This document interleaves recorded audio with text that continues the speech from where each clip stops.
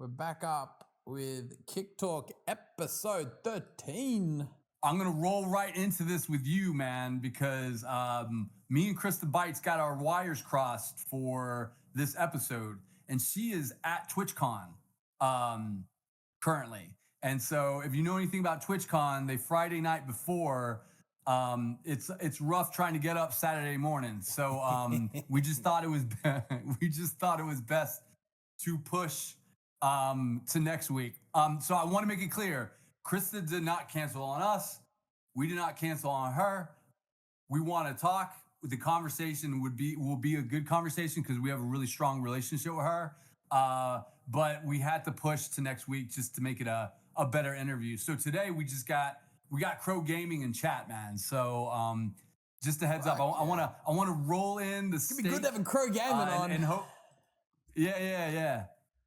Yeah, Crow's coming in with some questions. I think the angle here is like, start listening to the guy who's grinding, right? I think, we had Lauren Shea on and Amaze and Aurora Phoenix. And then we started bringing on people like Demi Sucks and, Ice Poseidon. So we're kind of going back to a couple of the partners in phase 2. So specifically Crow, man. Crow is a partner in phase 2. He was on Kick before we brought him over to phase 2. But a really big thing is like he's with like the biggest stream group that there is, Regiment GG, right? They're massive. Their Discord's like, I don't know, like 70,000. And this guy, we had a deal in phase 2 with Regiment GG to bring over some of their marquee streamers to be a part of phase 2 because we wanted to learn from them. We wanted to learn from a stream team. And Crow was one of those individuals. So he was handpicked by Regiment GG to come over to Kick. Also, listen, Crow was big time instrumental in giving us a ton of notes around KCIP, what a partnership should look like, how competitive are we against the market, amongst the Twitches and TikToks and YouTubes of the world. And also like, he's just like, he's got a loyal following. Like he's not like this massive streamer, but his crew knows him. So they're known as the Crow fam, man. But I just want to give you a little bit of background on Crow, and he's a military guy. He served in the US military. I don't know which branch, but you could just feel the energy when you talk to him. Just super put together guy, man. Man, I've been following Crow ever since he moved over to Kick. I remember, seeing this guy. I'm like, holy fuck, this person has so much energy. You jump in that stream and it's just like he's stepping into another world. He's non-stop. The amount of love he gets on the subscription front as well. I think it's like one of the top channels on Kick. Most certainly one of the top channels per kind of like if you look at it per viewer basis as well. So some incredible stats around that. Big shout out to Crow and everything he's done with us here on Kick. It's great to have him on. So let's make it happen. We've got episode 13 starting. But yeah, it's a shame, of course, we don't have the full guest list here today. But that's all good. We'll move that to next week and move a few things around. Maybe spend some time answering some messages in chat, some questions from chat. But man, I feel like we're really in the groove here. Episode 13, it's gone past quickly. It's 3 months almost of Kick Talk. And the amount of intel that we've gotten and just feedback has been great, right? So if you guys don't think that these shows do anything, they do a huge amount because we go over them, our staff goes over them, the community goes over them. So this has been an amazing resource and a true guiding light in looking at what we're doing, right? So I'm gonna bring in Crow real quick. Is that cool? Awesome. You bring him down, man. Yeah. Oh, one other thing to gas up Crow a little bit more, Eddie. This guy is a guy who connected us with Midwest Fest, and honestly, from everything that I've seen as I researched Midwest Fest, this thing should have been probably called Crow Fest, in my opinion. And I know he might get a lot of heat for that, but I'll take that heat. I'm saying that. But those guys over at Level Up Arena did an amazing job with Midwest Fest. But Crowegamingg definitely connected the dots for us there right after Dallas DreamHack. So it was a good time. Crow, good to have you in here, man. Yeah, I appreciate the opportunity. I appreciate the time. both you guys. Good to have you on, Everyone's doing man. good, Thank man. you for Yeah. thanks for taking the time. Like I was saying, it's been following you now for almost probably almost 2 years, right? We 18 months, Yeah. 19 months now. So It's right around. be great to finally get you on a call. I know I've been by your chat a few times and said good day Yeah, you have. and talked a bit, but yeah, it's good to finally properly connect. Yeah, I really do appreciate the opportunity, and you know, 2 years was right around when I came over to Kick from Twitch, so it's been awesome. It really has been awesome. It's been a influx of new people, and obviously the industry's changed a lot in that amount of time, so it's been cool to experience that on Kick. Yeah, no, the last 2 years been hectic. You know what? They've been for you as well. They've been pretty. I don't know. It's been up and down. It's been a bit of a ride, right? So, hey, Absolutely. I've got a few questions for you, but I know you got a bunch for me. So I'm gonna run through these real quick, and then I'm gonna like fully hand over the stage to you to kind of like run through a whole bunch of topics. So. Yeah, just quickly, as Andrew was mentioning, like, you know, we're doing like the phase 1, 2, 3 sort of situation, right? You know, I from what I understand, obviously Regiment GG, the org that you're a part of, Yes. you know, they had the opportunity to kind of pick, you know, a couple of people from their side to kind of sign up here, and straight off the bat they chose you, right? You know, what was I guess that would have been pretty cool, right? Not only were you sort of supported by the platform, but you're also kind of fully supported and backed by, you know, pretty prestigious org like Regiment GG, obviously one of the largest streaming orgs in the world, right? That would have been pretty incredible. Yeah, it was definitely a cool opportunity. I've been a part of Regiment for close to 4 years now. Obviously, an Army veteran, so you know, whenever you sit next to another vet or talk to another vet, it's pretty instant. You know, the bond and the relationship and the camaraderie that you guys have. And no, but Chris, I've known for a while. He's the CEO of Regiment, and he's a good dude. He's connected me with a lot of brands, a lot of creators, a lot of viewers, and he hit me up almost instantly and said, "Hey, let's bring you on, man." And it's been a really cool ride, and I'm definitely looking forward to the future for sure. And I was super lucky to have that like huge Regiment crew come by, right? Like I think, you know, it's been like a really good fit. And a lot of the guys have stuck around, you know. I know a lot of unfortunately kind of moved on from streaming or moved on from Kick, but like a good portion have stuck around as well, which is incredible. And I think that was what heavily sort of spearheaded by yourself and a few other people. So, you know, we truly do appreciate that effort that you guys have put in, and obviously representing, you know, Kick alongside what, you know, everything that Regiment also stands for. So yeah, been an honor on that front, man. Appreciate it. Yeah, absolutely. Hey, just quickly as well, yeah, tell me about Creedberry and what that kind of means to you. Yeah, absolutely. So I'm a new dad. I have a 1-year-old, and so I work with this company called Freshen Up, and they've given me the opportunity. Well, we've done well enough in sales and everything like that to get our own energy drink. So it's pretty cool. It's a raspberry sour raspberry lemonade. And we sold about 11,000 cans of it this year, and it just dropped this year as well. Shit, 11,000. Yeah, 11,000 cans, and it just dropped beginning of the year. But it's named after my son. My son's name is Creed. So it just goes out to him. Any profit I get off it just goes to like savings accounts and stuff like that for him. Fuck yeah, man. That's awesome. That's great. On that note though, so like, oh, sorry, go Andrew. No, I was gonna say just to point out how tough it is to get your flavor canned. That's expensive as shit. Yeah, like absolutely. Usually what it is, it's like just powdered, right? It's just like a container and they just throw powder in it and then they just pump it out, right? Yeah. Like they really have to believe in it to can it. So that's a flex. That's a massive, when you're drinking out of that thing like that, that's a flex. Yeah. Hey, on that note though, so like you've done pretty well with sponsorships, right? I think you've got Freshen Up as a sponsor, Goodies Granola, Gamers Advantage. Like, you know, I think pulling sponsorships is kind of like obviously one of the most important parts of streaming, right? And it's not easy, right? It's not easy. You've really got to have the right ability to kind of, you know, push the brand, to get involved with it. Like, you know, just quick, do you have any sort of advice to, you know, maybe someone who's a streamer and they're kind of looking to link up with the right brands and, you know, how to succeed as an ambassador for these brands, most importantly? Yeah, absolutely. So there's obviously a few different ways. I think the best way is to have a good community. But there's like obviously many different ways to grow a community. But by having a good community, usually the community is going to back you, buy the products, use codes. Typically, that's how it works to start out with, is, you know, just like pushing a code.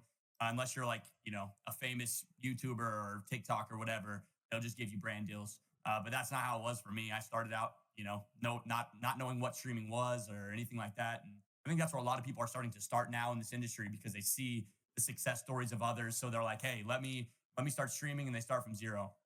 So I think the biggest way is to kind of just build a community, have some camaraderie, and have some people that are down to support you and believe in you. And obviously, you have to provide a vision for them to believe in, right? A lot of people turn on their stream and they're just like, all right, I'm streaming a game. Now what? Right. And Yeah. there's millions of other streamers doing the same thing. It's not instantaneous. Right. So what I like to tell everybody is that to provide something on stream. Like for me, it's a lot of energy, right? Like you've noted, very high energy. I like to know everything about all my people, like as much as they want to give me. I keep raps of that. I remember it.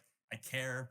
And a lot of the people in my community have actually met at TwitchCons or Midwest Fests or other places I travel. I went to Amsterdam to meet people and stuff like that. So I think that's important as well as like being bought in, invested in your community. Yeah. But yeah, that's my biggest tips for sure. Yeah, that's awesome. I think yes, that's the biggest thing, right? I think when you do get that ability to kind of link up with a sponsorship opportunity, you need to. It's obviously becomes a two-way street. You don't just kind of get that sponsorship and be like, boom, I'm set for life. I can sit back. It kind of becomes, all right, it's time to perform. And I guess when you have that connection, that vision, that sort of united front there with your audience, they kind of fully get behind it, right? And like you said, they'll end up using the code, which then can subsequently, make sure that the brand knows they're getting the value. Like there's a whole bunch of moving parts to it. And, those are really great brands to be kind of sponsored up with. It's a great little roster you got going on there. And the fact that you can kind of make it all work, juggle it all at once, that's, that's awesome. That's awesome. Right. Yo, Crow, listen, man, like I said, I know you got a bunch of questions for me. So I was going to say, I'll just hand it like right on over to you. Let's, happy to run through whatever you got. Yeah. So obviously I think I have all the same stuff that all the other Kick Talks have kind of like prefaced and talked about, and all the creators have brought on. But I think obviously like, API, channel points, drops, the free sub for users, the kicks, bot protection, which I think has gotten a lot better, console streaming, like all of these things people have talked about, people have wanted. But I think it all comes back to like the timeline on it. I don't feel is realistic because I know like at first everyone was super hyped up end of last year. And also let me preface this, like I'm team Kick 100%. I believe in Kick. Kick's been amazing for me. My community solely moved over here and it's been awesome. But I do think that the timeline is skewed. I think I've talked to my community about this often and other people on X. It's like a year in content is like 5 to 10 years for an average person on your day-to-day life. So like with the API supposed to be dropping last year or beginning of this year, excuse me. It didn't happen. And we're closing on the end of the quarter of 2024 right now. So I would say there's an issue with everything being pushed out. So do you have any comments on that? Yeah, I must say, I think, one of the biggest mistakes we've certainly made with Kick was some of the timelines we put forward, right? At the time, we were very confident in these timelines. I've spoken to this a little bit. We did make some pretty fundamental changes to the way that we sort of work as a technology company and how we kind of integrated into the different teams working on the project. So there was some big changes that happened kind of behind the scenes, which did push things out and blow out those timelines heavily. I think we spoke about this on kind of Kick Talk episode 5, where we brought on Dave, our CTO, and, we really adopted a new mindset. When Kick first started, right, we kind of built things really fast, real dirty, I like to call it, but it was good. Sure. For the time, it was great, right? But there was a lot of issues, a lot of bugs and stuff. But you will notice now that kind of as we continue to sort of roll stuff out, most importantly, like obviously only just over, almost 2 weeks ago, we kind of released a new web front end, right? That one there's been incredible. The conversions, the average viewership, some of the features we released there have been doing really, really well. And the most importantly was a flawless release with very few issues and bugs. But we are finally playing a bit of catch up on that front, and we're back to moving forward. Everything you mentioned there, that's all very actively working on. The API is part of a new project at the moment that we call the KDE, the Kick Developer Ecosystem. So it kind of goes a bit deeper than just the API. Andrew's smiling because he knows what I'm talking about. We're cooking away on some really cool stuff right now. This is one of the most important components of what we're working on right now. The Kick developer ecosystem is really going to change the game. Obviously, the API is the most important part of that. Don't get me wrong, but it kind of goes a layer deeper. So we're kind of almost future proofing it for how we can make this go even further. But you make a really valid point. Like 1 year in content creation is literally like 10 years in any other industry. I know that just as well as anyone. I completely get what you mean. So the fact you haven't had access to whether it's channel points or console app or TV app and all this kind of stuff for ages, I think has subsequently definitely handicapped you guys. And I understand that so much, and that's why it's certainly like whenever we jump on these Kick talks, whenever I talk to you guys, it's always like product. Like it's front of mind. Like I'm like, we don't even, everything else is a big part of what we're doing, but product and product parity and getting those features out the door, like there's no point doing anything else really if we don't get that done. And that's kind of internally exactly the messaging we got. So from my side, all I can do is apologize on those timelines. I truly like to think that we've made the right decision by going slow and moving smoothly. Like internally, we got this saying, slow is smooth is fast. I'm a big believer in it now. It really does make the difference to do things right. But man, everything you mentioned there, it's going to be tick, tick, tick, tick, tick, tick. And, if you've seen success on Kick without these things, man, I just know people like you are going to fucking blow up once we have that parity, once we have that ability to really bring in the viewership, bring in that viewer ecosystem. We're going to do our job, look after the people that have stuck around here since day one, make sure they're getting a whole bunch of visibility, make sure they're pushed hard. People like yourselves. I like to think that the people stuck with us through these kind of, not rough, but like obviously this kind of slow grind. We're going to make sure we're like, hey, look, you've done like the hard yards with us. All these new people coming through. We're going to make sure we look after you guys. We're not going to forget it. So that's the one thing I can promise you. But again, even yourself, right? You're crushing it even without some of these almost fundamental aspects of the product, which are coming very soon. But the fact that you're still waiting a year out is all I can do. Apologize, but tell you that it's going to be worth the wait. It's going to be a flawless release. We have a huge team working on this right now. We've really amped up the development resources we're putting in. It's humming along, and we're going to, only, like I said, 2 weeks ago, we released a new web front end. That was like the first of many sort of, a barrage of updates we've got planned. So, it's going to keep on coming. It's going to keep coming at like high quality, most importantly. Oh yeah. So all of that's awesome. Like, and I do believe it truly, because like we waited, we got KCIP. It's awesome. I do have something to touch on later with KCIP because my rates are still freaking wrong. But next, I'm here to talk about it. I'm here to talk about it. But I want to touch on this because just before it falls off for me.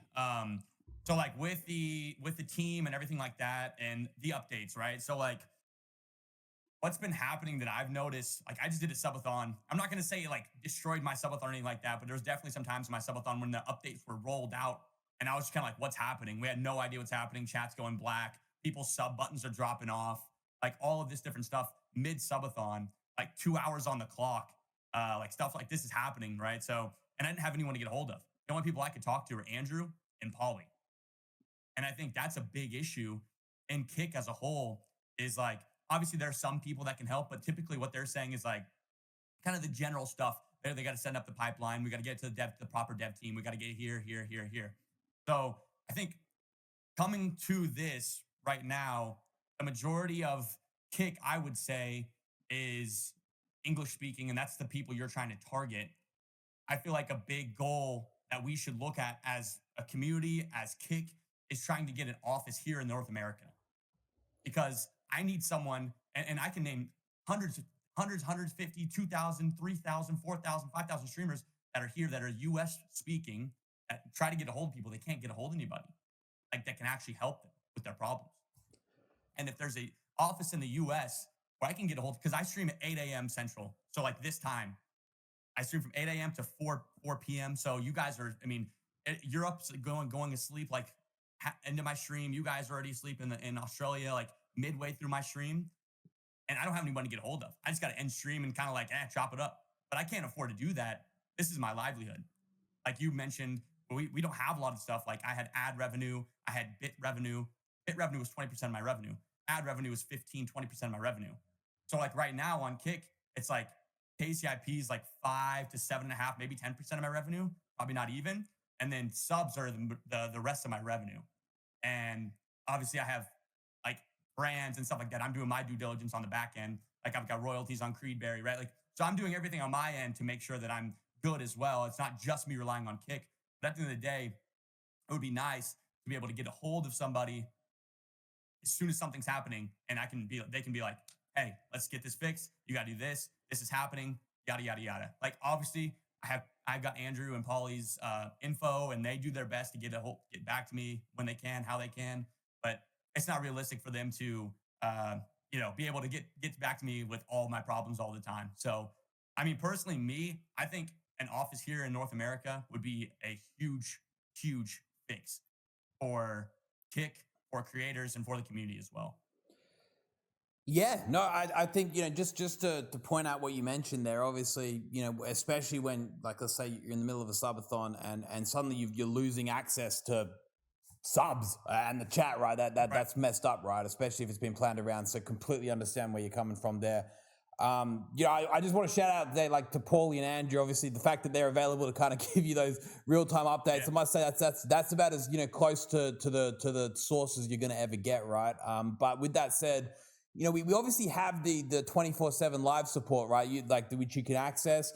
Typically, of course, like you said, the messaging is going to be pretty much consistent, saying, "Hey, look, we are aware of the issue, we're fixing it," right? Because there's only so much we can, when there's an issue like that going down or a problem happening. Of course, the messaging we got to do is consistent with. We've escalated to the engineering team. The engineering team's on it, right? Which again, I don't know whether putting an office in North America is going to fix that specific issue.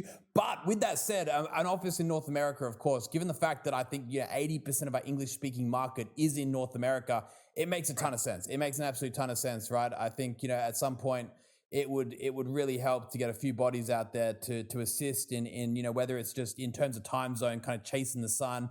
Full transparency, we're actually kind of currently looking at an office in North Carolina. That's going to, we're doing the due diligence on to build out more of an engineering scope there. But maybe that entails some other sort of specific pieces as well, but we're not 100% sure. But yeah, we're hopefully going to have a sort of a bit of a base there soon. That'll definitely help. But again, it's, I think the root cause of those issues there is the fact that they're occurring at all. They shouldn't occur at all. Like a live streaming platform, like it's reliability. You need reliability. You need to be able to go live and know, hey, look, no matter what happens here, I can stream for 24, 48, 72 hours even. I'm going to have an uninterrupted, session, right? So again, I can't even begin to excuse the fact that even if for a second you had a deteriorated experience, let alone 2 hours, that's not acceptable. That's not acceptable at all. I don't think it matters whether we're rolling updates out, whatever we're doing. Like the stream should be uninterrupted. The service should remain up because at any given point there's 3, 4, 5, 6,000 people live streaming on Kick, and that experience is frustrating, and that leads to people leaving. Right? It is probably the core thing that leaves people going elsewhere. So we fully get that. Making sure that doesn't occur is priority number one. Priority number two is making sure we do have communication. I must say, I think in terms of communication, I know it's not perfect, but I like to think we do go above and beyond compared to some other, places. We do have that open ability to communicate, whether it was Andrew, Paulie, the 24/7 live support there. They're doing their absolute best to always keep everyone informed. There's no emails and stuff. I know someone like yourself probably would have it at partners, managers and stuff, but that's one thing on Kick that basically anyone who's an affiliate can get that 24/7 live support. They can go there, ask what's going on. Of course, it's only going to be specific to say like a support sort of, can help with. Probably can't get all the way to an engineer or something like that. But at the same time, we are pretty proud of that. And like, I do think the guys there do an incredible job of supporting you, but can we do better?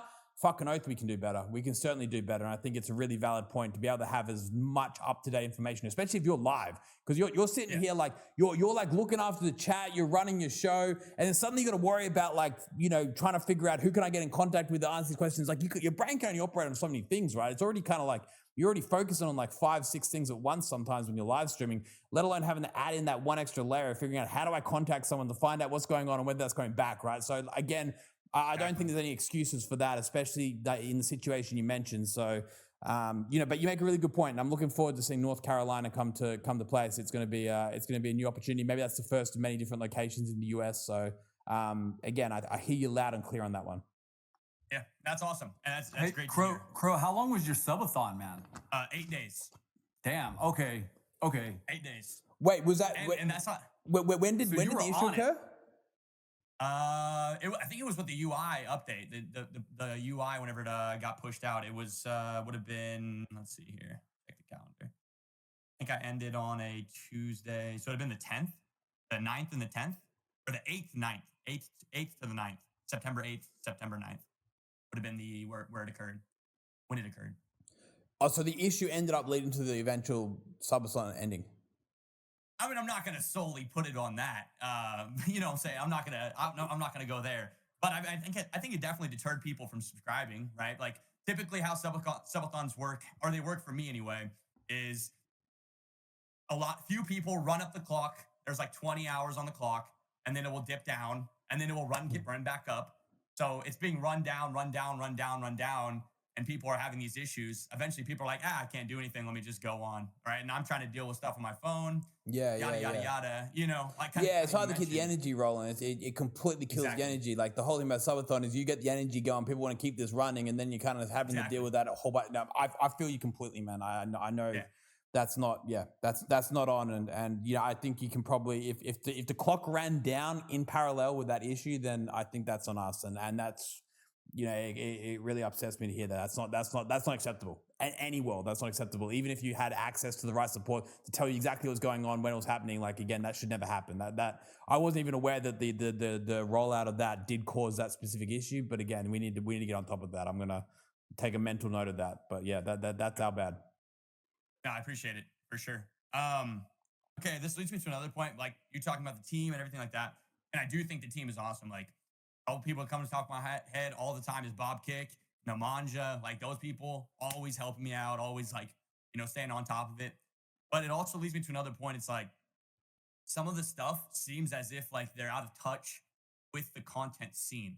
And my point in that is we have reoccurring issues that just they can't be issues as streamers, and being notifications, chat messages being eaten. Let's see, I have another one here. Title bugs. There for a while, we couldn't even change my title. During my subathon, my entire time, it said day 2 subathon. I was on day 7. It was day 2. I was like, bro, people are gonna think I'm out of it, man. But like those are big ones. Let's see here, another one. Chat bugs, title bugs. Sub count bugs. This is another one, man. It throws me off bad. My sub count's jumping all over the place. Like I need to be able to look at my sub count and be like, hey, I'm at this right now. I need to be here. What do I need to do to get there? Yeah. And I can't do that. Like I can't actively trust the dashboard. Like whenever I'm online, it's one thing. Whenever I'm offline, it's another thing. Like I don't know if I'm at 3,100 subs right now or 33. Just to jump in there for 1 second. So the notifications, I think we should be sweet now. Have you had any issues with notifications the last 2 weeks? I don't think there should be. No, not that I know of. Yeah, notifications. We did a really big overhaul on it like 2 weeks ago. Yeah, it's been awesome. Like even we've seen people's communities pick back up again. I think there was like 10-20% slippage, sometimes more during peak hour. Now it's been like, as far as we're aware, the reports have dropped. Our internal logging is showing 100% success. But again, the fact that took so long to fix is not acceptable. Right. Not acceptable. The fact that was so long. That's just my point by that. It's not that you guys aren't getting to it. It's just taking too long. And like what I've like gathered and like kind of understood about this industry right now is there's a lot of really, really, really good people at their jobs. I'm not saying these people are not. I think they're great. But I feel like there's people out there right now that could be like a team lead for them, or a lead for them that could teach them the ins and outs of content and like help them grasp what should be focused on, what should be prefaced, how it should be fixed, and everything like that. Like, and my meaning of that is there's been thousands and thousands and thousands of layoffs in the United States in this industry. Blizzard, Reddit, X, Twitch, Microsoft, Google, thousands of jobs, thousands of very qualified people that could come in here and make this happen. Month, 2 months, no. You're right. No, I think so. So from our side, you kind of mentioned, so like Nemanja, for example. Nemanja is part of the moderation team, right? So the engineering team is very different to the moderation team, of course. Right. Everything you mentioned there is engineering related. You know, I think kind of coming back to that subject, the titles, of course, fixed. Chat bug, chat messages being eaten. Correct me if I'm wrong, but it should be hopefully a lot better now. I think mobile. I think mobile still having issues with it. I think on desktop there it's clear. Yeah. But I think mobile is still having issues here and here. Gotcha. Every Yeah. once in a while. Yeah. That one there will be resolved with the new app that's very close. But yeah, so that's on the engineering side. So with the Kick stuff, like I think about 12 months ago, we had to kind of pivot and almost like make a conscious decision. Like, hold on a second, we need to, obviously there was discussions around this whole V2 stuff. The V2 was being built out, but we kind of realized halfway through the V2 was like, okay, shit, this V2 is not exactly the V2 we wanted it to be. And we had to kind of pivot to a completely new strategy, completely new team we moved to here in Melbourne. We were previously using an offshore team, and we kind of moved the whole team to Melbourne. So the same team that had been working on Stake for sort of the last 7 years, really experienced team, took over the Kick development. We hired 25, 30 new people to start working on Kick. We kind of built the team up from scratch again, right? So we kind of started again almost, which led to basically having to redo a lot of the foundational work, which has been done incredibly to their testament. And that's what's rolling out right now. So that's the new web front end we've just seen. Over the next week, the new backend services are getting rolled out, which will resolve any of these issues that we currently have and allow the foundation to continue being built. So this next quarter that's upcoming, like this is going to mark like the new kind of era in terms of that engineering team's capabilities to start pushing out some updates. So we've got a Q4 roadmap in terms of what we have planned and earmarked to be able to get out and actually released. And we put a lot of emphasis now on actually hitting these timelines. I think 3 of those sort of 7 features that you mentioned all coming out Q4. Then come Q1, I think we'll kind of get to the end of that whole list, right? Hopefully. But yeah, I think in terms of the staff, like that's exactly what we've been working on. There's been massive layoffs across the industry. The team that we have now working on Kick, to be fair, Kick is probably one of the most exciting projects out there right now in terms of internet, like in terms of technology, in terms of projects that people can work on right now. Like there really isn't that much going on. Like everything else is kind of like the same old shit. Like there isn't anything new happening in tech. So the amount of incredible resumes, the amount of incredible people we have applying to work on Kick is we are such a fortunate position. It is insane. Like some of the talent we have in the team is just absolutely, I would never have thought we'd have people, folks like the ones we have on the Kick engineering team now, with us a year ago. I was like, that would be impossible. But I think it's just perfect timing in the sense that there's been obviously some, economic conditions and the fact that we're an incredibly fun and exciting project to work on. Some of these guys have come in. So we've got a lot of people from that kind of caliber, from that pedigree of workplace that you kind of explained before. And they are the ones building this forward. So, I think, it really comes back to the way we started out with Kick. It was quick, it was dirty, there was some shortcuts taken. Naturally there's issues like the sub count button, right? That sub count kind of, right? The logic behind that is some code that was written about a year and 10 months ago, which isn't incredible. It isn't beautiful. It certainly needs a bit of improvement. That's definitely a sort of a symptom of those times previous, but we're definitely on top of it and moving forward. And I think you make some great points there. Okay. Yeah, for sure. So I noticed you said that a lot of people are moving. You're moving to Melbourne, right? So, do you think that it's scaring people away that they do have to move there, like some very, very qualified people, potentially? No, I don't. I think definitely it's a barrier of entry, right? But we've managed to we've got a lot of people who do want to make that switch. A lot of people have. Not to mention Australia does have a lot of talented people out this way. A lot of tech companies have headquarters out this way. So certainly it's a challenge. It's an obstacle, but at the same time, I think it's also an opportunity. For that very reason, there isn't as much opportunity in say Australia like this, such as over in the US. So naturally we end up attracting the country's top talent because it is literally the most exciting project by a country mile in the whole country, right? So it has its pros and cons, don't get me wrong. Of course, the talent pool over in say, whether it's, Dallas or Los Angeles in Silicon Valley, or other areas, even in Europe and such, there's a whole bunch of talent there. But here in Melbourne, we've got the pro of being, essentially a big fish in a small pond kind of situation. So you know, I get exactly what you mean, but it does work for us too. But again, it's all opening the North Carolina office. We've got another office opening in Belgrade shortly, which is going to help towards engineering opposed to the moderation side. So, you know, it's definitely about this idea of chasing the sun. We want to be able to have engineering working 24/7 around the clock, you know, as one shift ends, another starts, right? It's about no matter what, it's going to be, you know, it's going to be 9 a.m., you know, in some part of the world at some time to keep that, you know, consistent feedback going, that consistent work running. So, you know, to that point though, we're addressing that as well. I think the more access to more talent is going to make things move quicker, and we got to fill that gap because, as you said, every month is a year in normal world almost. Every year is 10. Really? So we need to catch up, and we know there's insane. urgency. Like, yeah, it's not like we're sitting back going, oh, you know, they'll be right. Yeah. You know, they'll be sweet. It's like fucking P0. We got to move, guys. Like that's the memo all the time. So, you know, 100% don't think that we're kind of slowing down by any account.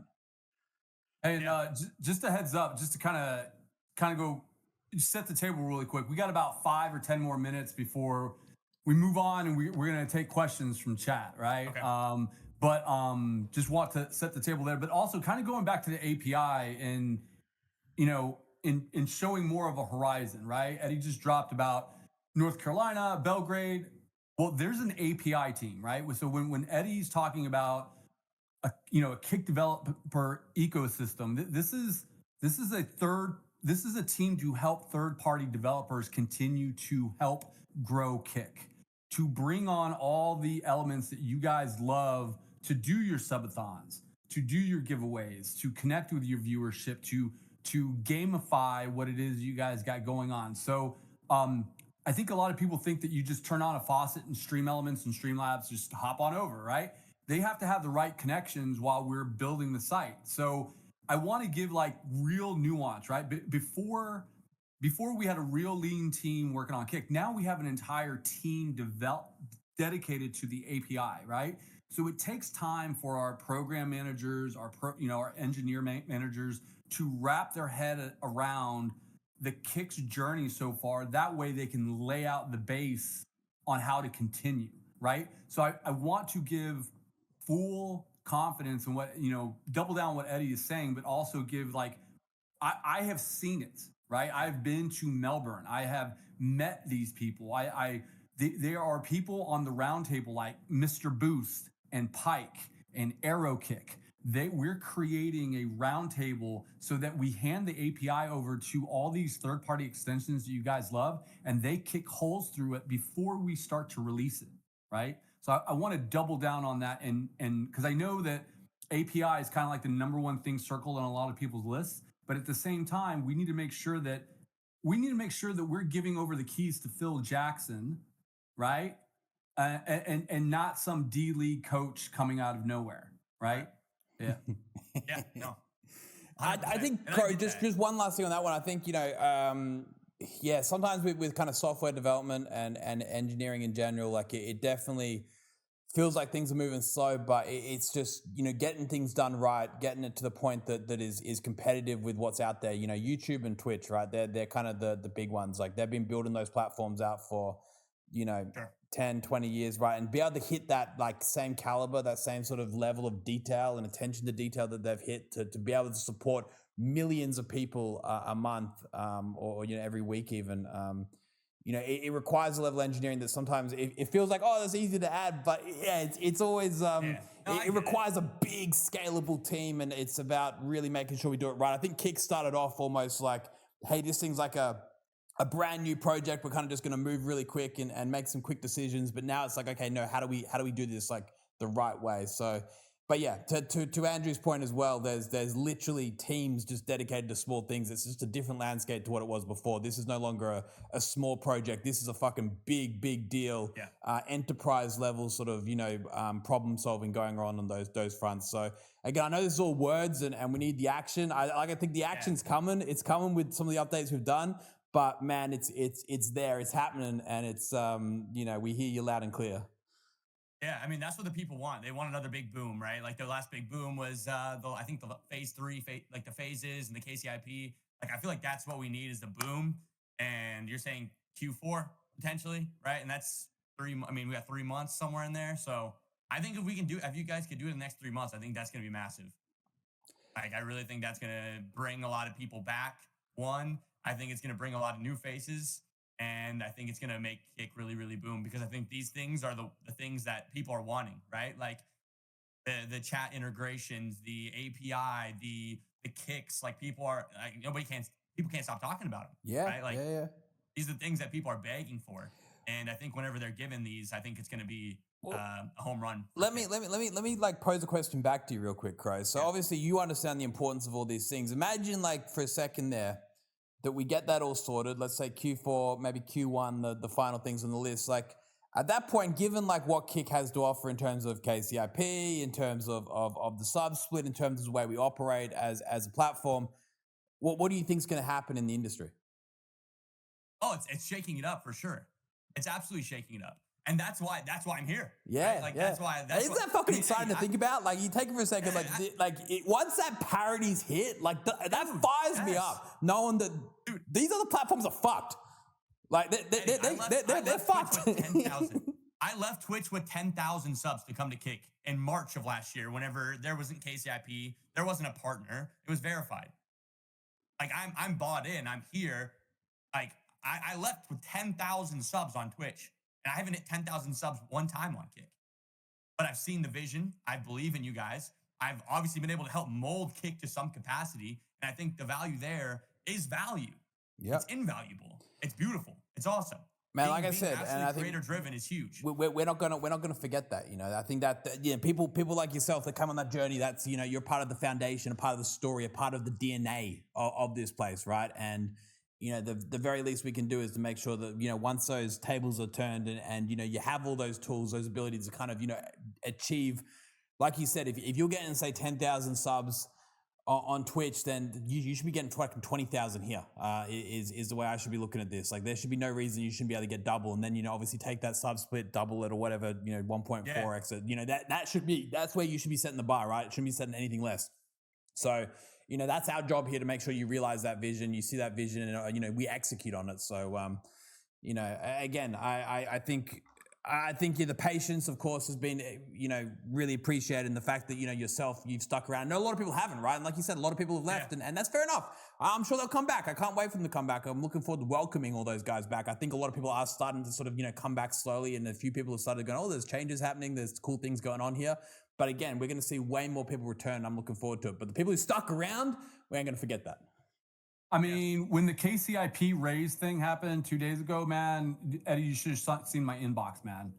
It was just like, I mean, even I got tagged on Twitter like crazy, being like, hey man, like, blah, blah, blah, blah, blah. And I'm like, hey guys, it's rolling out, it's coming out. But the sheer reaction to it, and the commitment to the English market, right? And then, had a lot of people from Latin America. And I'm like, I kind of had like a lot of honest conversations with the Latin American crowd. I was just like, hey, listen, your sub split is bonkers great, right? Because it's like the what Twitch ended up doing with their sub split, and then how Stripe maintains the $5 conversion rate. Like in other parts of the country, like the dollar to like say peso range is it's insane. Massive. It's insane, right? Oh, they end up fucking them on the currency too. Yeah, they've boosted it. I think it was at 20%. That's bullshit. So they take the higher rate and then pay out the low rate. Oh, you can't do and then that. they use it to even out. They use it to even out everything that's going on in the States, man. That's why I say, if you get this done in Q4, like if you get it done this year, Kick will blow up. That's like exploitation. You can't use the fucking high rate and then the low rate to switch it over. They have, and they will continue. They've done it in multiple European That's not countries cool. as well with the same You can't issue. do that. That's like you can't like use the rate that benefits you on the way in and then the one that benefits you on the way out. You gotta choose one and stick with it. Fucking sneaky buggers. Oh well, I guess that just kind of embodies the mindset, right? Like I think that's the it's the anyway. No, I'm sorry, I'm going off track. I just learned that. That makes so much well, it's not sense, but yeah. I do have another thing. It's kind of off topic of the API, but I feel like I've got my point across with it. This is another big one. Like I know direct subs are a huge thing for content creators, like because that's like reoccurring, right? Like if I say I'm sick, or my wife just had surgery last week, for example, so I had to take time off. What's happening is, say someone comes to my stream, they haven't been here for a little bit, they get a gifted sub, they're not allowed to directly sub to my channel again. Yeah, man, And I know exactly you're what you're talking probably about. tracking I all of literally this. replied to a tweet just before, right? So Yeah. that there, yeah, the fact when you have a gifted sub, you should be able to direct sub. So the moment that gifted sub expires, boom, you're in. Next month, boom. Yeah, exactly. Like that there. So yeah, just kind of again coming back to kind of a technical lens, which I'm kind of across. So a big part about that is just our payment system in general, which we currently have again. There's a team working just on the Kick development ecosystem. There's a team working just on the device layer. There's a team working just on the back end service upgrade. And there's another team as well working just on the payments right now. And a lot of that's to overhaul the payments, to introduce more payments, whether that's like Pix in Brazil, whether that's UPI in India, whether that's, AstroPay in Argentina, whatever that may be, right? Depending on where you're located. So that payments team's working on that, but they're also working on the architecture around how it works. And a big part of that is allowing, the direct subs, making sure that like the sub count is accurate. Like sometimes you notice the monthly it gets a little bit high. You can get like 2 gifted subs in a month. There's a whole range of like, I think it's like 5 or 6 little bugs that kind of add up in the way that subs work. Kind of rewriting that to an extent to ensure that that's all fixed up. But top of that is allowing direct subs, because direct subs like by far the most important. Like gifted subs, of course, are incredible. Like we're never going to say no to that. But of course, if you get someone directly subbing and leaving that there, like that gives you that peace of mind. That's the important number, right? That's a real subscriber. That's a true subscriber, right? I think that's a completely different number, which we need to put way more emphasis on. And yeah, the fact that you can't do that just because you received a gifted sub is probably hurting the bottom line so much. So, the fact you just brought that up now, I'm gonna escalate that even further, even more now, and use that as more ammunition to say, hey guys, let's try to get this one across the line sooner rather than later. It sounds like a small issue because most people are like, oh, they've already paid money, who cares? But no, it does matter. Having that direct sub linked in. If someone's of the mindset, like I want to subscribe to this channel every month and pay them, $5 per month. Like if someone's made that decision and then we can't allow them to do that, they're going to change their mind, and God knows what that means in the long run, right? That can really affect your bottom line. So anyway, that one there's a really great point. We're not sleeping on that by any means. That's so important. I'm sure you're tracking this one as well, but auto subs are also getting turned off. I don't know if it's like when an update hits, but a sub will get turned off, and someone else will come and say, "Hey, my sub was turned off. I had to resub or whatever." So like that's another one that's definitely happening. And then my chat's going crazy right now. I'm not asking you this, but the dashboard, the creator dashboard, they want to be able to track it directly from the site, so it's bumping with affiliate, with verified, with partner. They want it directly. So if they have a stat, they don't have to go to stream charts. They can just go straight to Kick. The analytics. Yes, all the analytics. They want the creator dashboard, the analytics. They want it to go straight from Kick. No. The fact you have to go to fucking streams charts to get your stats is kind of it's a little embarrassing. So again, kind of bringing that back to context. I love to bring context to stuff, so we can kind of like unveil a bit what's going on behind the scenes. So again, we talked about those different teams we currently have. Another of the teams is working on what we call data warehousing, and their primary goal now is building out what's called the data lake for Kick, which is going to be the backbone for channel points. So channel points is very much based around how long have you watched a channel for, and subsequently how many points have you got. So it's the data sort of analytics engine that powers Kick, and that team there is building out this whole entire layer which will support channel points, which will support on-stream analytics, which will support I know like path to affiliate and verified and KCIP is kind of a little bit buggy right now because it's using not the correct way of computing that. That team there is working kind of horizontally across all these different projects to bring them all to life at the same time almost.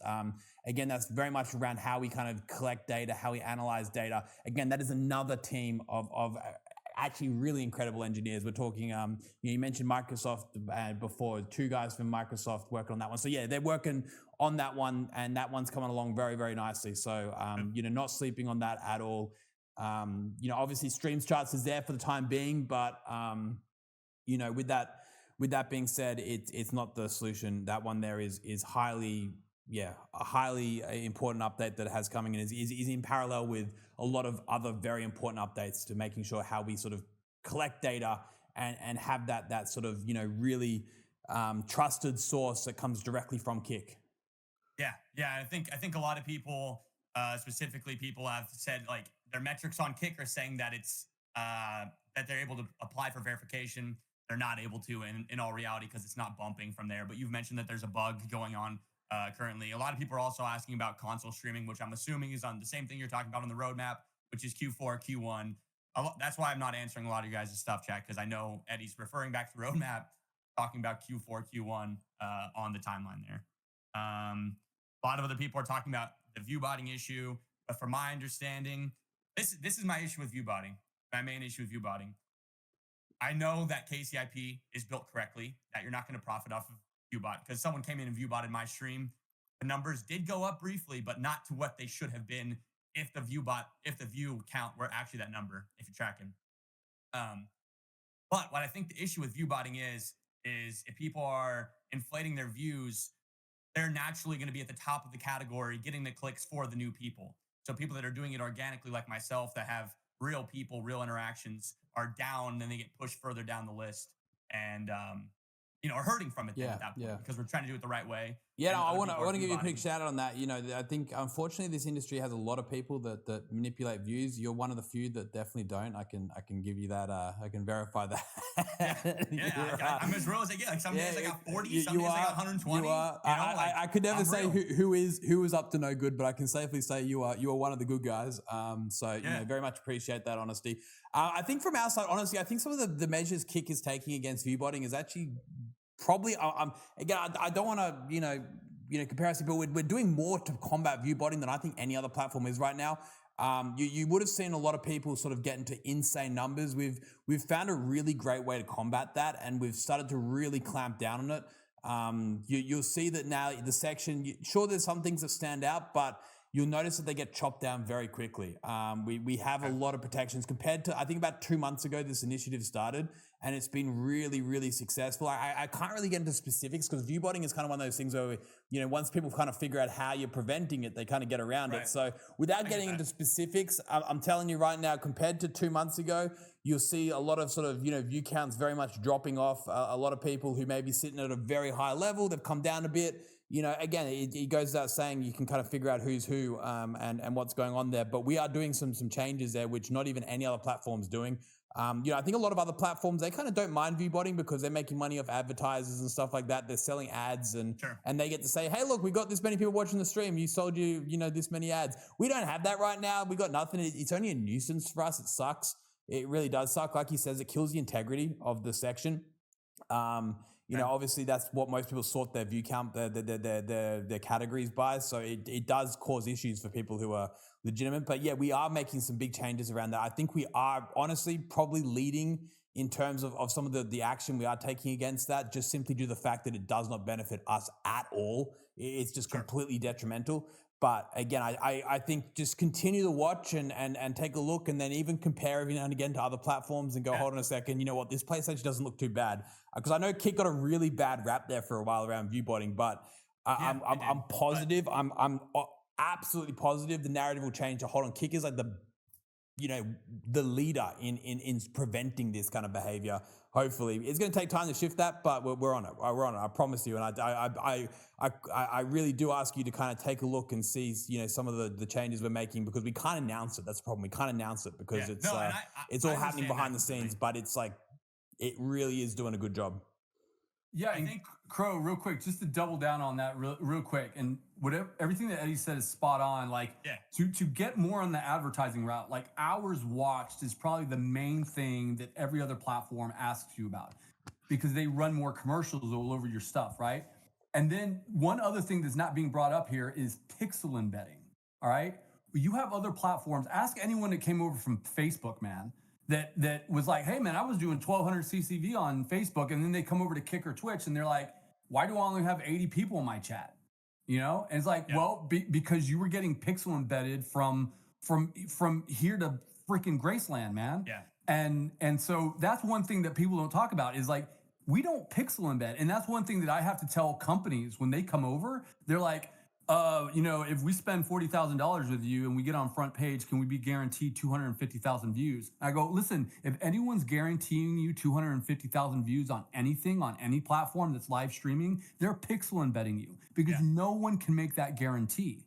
All right. There's no real growth in that anyway. There's no real growth in that. It's passing off impressions for viewers. All right. And so there's a direct incentive for Kick to batten down the hatches on botting, right? And listen, and I've gotten pinched recently about talking about botting. All right, if you go do a deep dive, like Kick has taken an about face in the last month on botting. Yeah, no, and I've seen it. I've noticed it. I think something that would take it out of your guys' hands and let people do their own due diligence is a viewer list. I think that would be absolutely massive. I know people have already brought it up probably, Yeah. but I think like it would just like wipe it off the slate for you guys, and you wouldn't have to do anything at that point. On that one. So again, back to that kind of idea around that team on the analytics. A big part of it is figuring out who's watching a channel for how long. It's all embedded in that same team, working on that same roadmap, on that same thing. It's all kind of like part of the same puzzle which we're solving, which is coming. Yeah, viewer list is going to be really important. The only thing is on the caveat on that one, we this is one we've talked about a lot. Me as a viewer, right? I love watching live streams. I don't like always showing my face because then people end up, it ends up becoming slightly. I don't like kind of disturbing people sometimes. I love dropping subs, but then it kind of quickly becomes a big conversation. I like just watching peace, right? So the viewer list is, I think, important to allow people some sort of anonymity, right? Like I think you want to be able to watch a stream without people knowing you're there as well. So we want to strike that balance. Like we want to definitely get a viewer list in there, but obviously allow people to kind of hide themselves from it. So it's not going to be like just like a straight up viewer list. I think that just incentivizes people to use like incognito tabs and stuff, which isn't beneficial for anyone.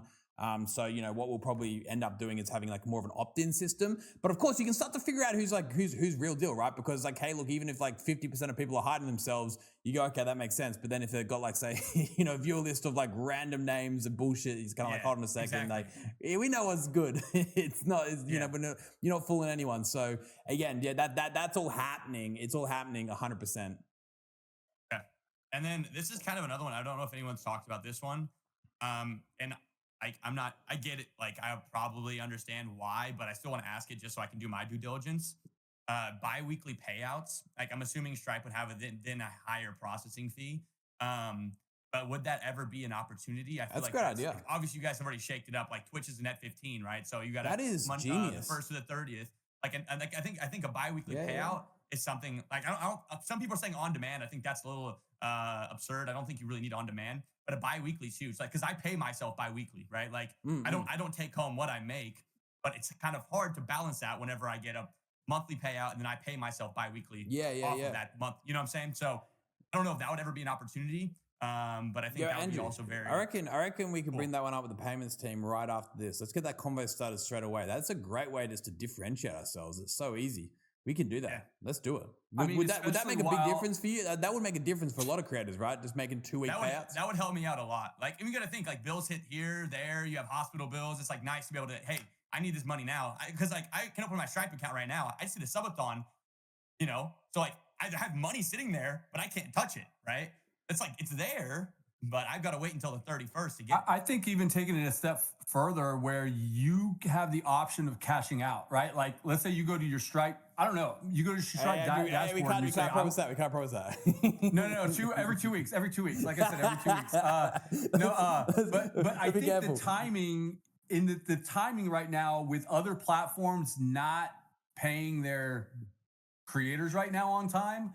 Exactly. Yeah, I think the timing would be great for that. Yeah, I think every 2 weeks, what we could do, I think for affiliate, it has to be every month because there's this, there's a few things around that which we need to, again, it's a bit complicated, but for verified, I think we could definitely do every 2 weeks, maybe every 1 week, I think for verified people, I think we could probably pull that off. I reckon that could be pretty big. To be fair, if it's no skin off our back, it's easier for us, right? It's almost simpler. So, it almost makes this is a boom. This is a boom. I promise you. You reckon that could be a big selling point to get people over? My chat's going crazy right now. Okay. Andrew, we got to clip this one. We're gonna make this happen this week. We're gonna make this one. We're gonna come back on Kick Talk and be like, yo, we fucking did it. We're gonna come back with a Miss Savage clip, chat, bro. We're gonna come back with a Miss Savage clip, and this is gonna be done. Let's make it happen. Let's make it happen every week. We're gonna get this sorted out. We're gonna make this every week. Every week's gonna be the aim, if not every 2 weeks. This is a promise. Yeah, I think Eddie, this is gonna be very, very big. I mean, man, dude, to see your money sitting there in your Stripe, and then like I've got to wait 28 more days to get this. If you have a big day, like if I have a big day, I've got to wait 30 days. Yeah, no, it's fucked. It's fucked. I get it. No. That makes. I think it's just. I think monthly just was the norm, and no one even questioned it. It just became monthly. I don't know. Monthly's better than the norm. A big tenet that we kind of follow is question everything, right? And the fact we haven't questioned why do we do this every month is bullshit. Like, why haven't we done this every month? I'm not sure. Why have we done every week? To be fair, someone in the chats, in my chat, just said engineers aren't sleeping off for a month or something. It's not even an engineering thing. It's just it's a setting. It's a setting almost. It's like easy. That's what I mean. That's why you're bringing off something that's low hanging fruit. So I think we can change that. I think quite quickly. Again, I can't promise it, but we're gonna dive deep. We're gonna look into it. We're questioning this monthly payout, and who knows? Maybe at like the next TwitchCon they'll announce that they're doing bi-weekly payouts as well. Hey, I'm telling you. But here's the thing: you're still the pioneer in the industry if you create it, because Twitch is a net 15 right now. Not only did I have to wait till the end of the month, but I had to wait an additional 15 days. Like, dude, it's huge. I promise you, it's going to be a boom. Leave that with me. I like this. That's doable. That requires very little resource, and we're gonna make this happen. Let's see. Hey, real quick. I just want to be cognizant of time because I said 10 minutes, 20 minutes ago. Andrew, since we don't have the second guest coming on, like we got no major rush. We got time if you want to. Okay, cool, awesome. That's awesome. One comment I want to make to chat and to everyone watching this is there's a difference between what Crow is doing and just broad stroke like trolling, right? Yeah. So he's coming in specific, he's coming in reasonable and laying it all out. So I want to just commend you, Crow, for distilling everything that the trolls kind of like hide behind, right? From whatever angle, but you're able to compartmentalize this and have a rational discussion around it where we're able to take this stuff. It's like what you do in the Discord group, guys. So I want to show chat and the audience that if you're getting your information from any other source, just come straight to Eddie's stream and just watch these streams, man, and get it from the source. Yeah. It's huge. And I think also another thing, as I have on here, I think these should be blasted everywhere, because this is another thing that no other company, no other platform is doing. Like, it's just not happening. And I know that's why you guys are doing it. You're separating yourself. These should be blasted from the freaking, like, everywhere. To YouTube, to TikTok, I think there should be a spot where it's just playing on the freaking Kick page, bro. Because, like, this is not a thing. Seriously, this is not a thing. And just to clarify, Crow, like you came on here, you're allowed to ask anything you want as well, right? Like, this isn't like you've had pre-approved questions. They've ran through the media team. Like, okay, you know. I have one that will shake it up then. Okay. Yeah, of course. All right. It's not to dog on you guys. It's just like, it is what it is. But so back in phase 2, I still have not got my payment for phase 2. Was this like one specific month or? No, all of my months leading up. All of them? Yeah. Who have you been talking? Have you been talking with like an account manager around that, or? I don't know if I can say her name. But it's a girl. It starts with an M. Yeah. Okay. I know who you're talking about. Yeah. And it's not on her. It's like, but there's been some discrepancies with like banks and yada yada yada. But I'm trying to like show that these are not pre-approved questions by any means. Like, no. That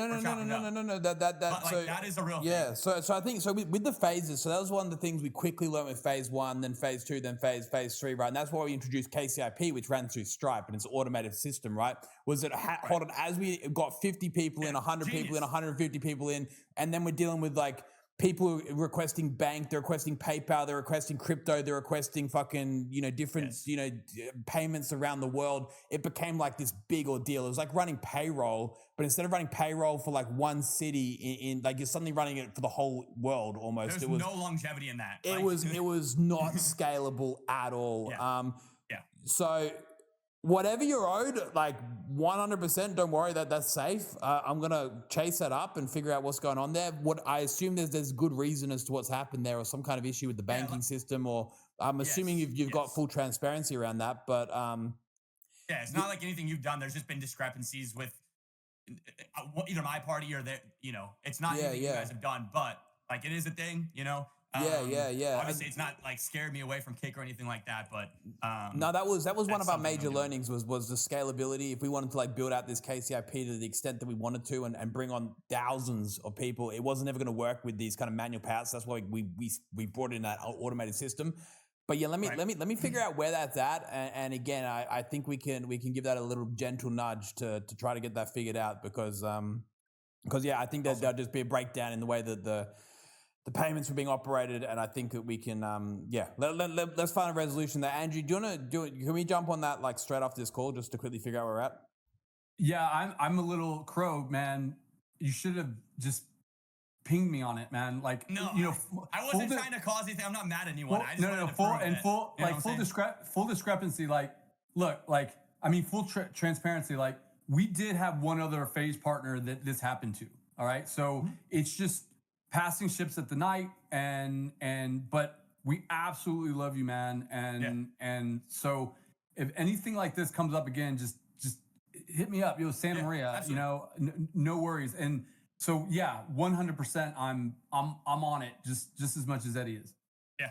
No, I know that. I'm not. I wasn't that worried about it. I just wanted to, prove to the chat that this is not scripted by any means. You know what I'm saying? No. We're Well, chopping it up I think here. back to what you mentioned before, right? The fact that we run these, and I think that's exactly it because we wanted to show, hold on, we're not like some big corporate fucking monster that has to go through like 900 layers of approval to get anything done. And we're operating this like I think streaming is a really special place, right? It's like you said. I think you mentioned before, really rightfully so. Like the people involved in the company need to be kind of tapped into what's going on. Like I think that's really important. And I think I don't feel like that's kind of the case always sometimes nowadays with other places. I don't know. It seems to become more corporate, more kind of like, less kind of toned in. And again, I think that's kind of where we're different. Like, me personally growing up, like since the age of, I was a teenager watching live streams, like being involved in it, doing it for now, 7-8 years. It's kind of part of our lives, and the same with a lot of the team and the culture we're kind of embedding. So again, I think that comes back to us wanting to show, hold on, this is who we are. This is why live streaming makes more sense. This is why we think we're going to be the ones to win this industry, is because this is actually our industry. This is something we understand, and that's why I can sit here and have these conversations and just go through any question, anything anyone wants to ask, and whether it's to chat, whether it's to guest, whether it's whoever it is, right? We can talk to it. So yeah, let's find a way to blast these out more. I appreciate you saying that. It means a lot to.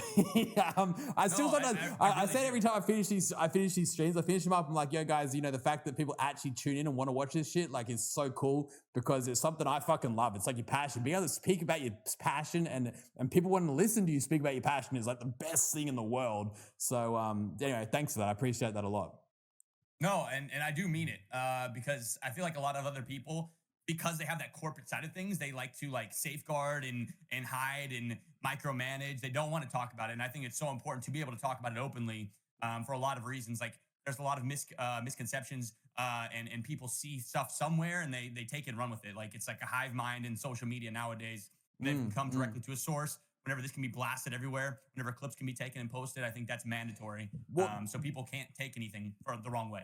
Yeah, well, that's exactly why we wanted to bring on like our second guest this evening was going to be someone who was a bit of a critic of Kick, and rightfully so. And sometimes I think like, fuck, a lot of these people who talk down Kick, like I just want to bring them on the show and have a chat with them and be like, yo, this is how things are, It's like, I just want to talk to them, I just feel like, hey, look, we could get so much productivity done to kind of like, Just disprove like so many of these theories and conspiracies just by having a good old chat to them. Like, that's what we want to do. We just want to talk to people and say, hold on, we're not this evil platform. We're like real people that just love live streaming. We just love creators. We love the creator economy. We love what we do. And that's literally all we are. And then, people suddenly hopefully debunk these crazy fucking radical theories they got of this like Kick. Like again, maybe we've got to find a better way to advertise this stream. I don't know. Maybe not enough people are seeing it, but I like to think that once people do read it, they're like, hold on a second, these guys are, they're just real dudes, they just want best for the industry.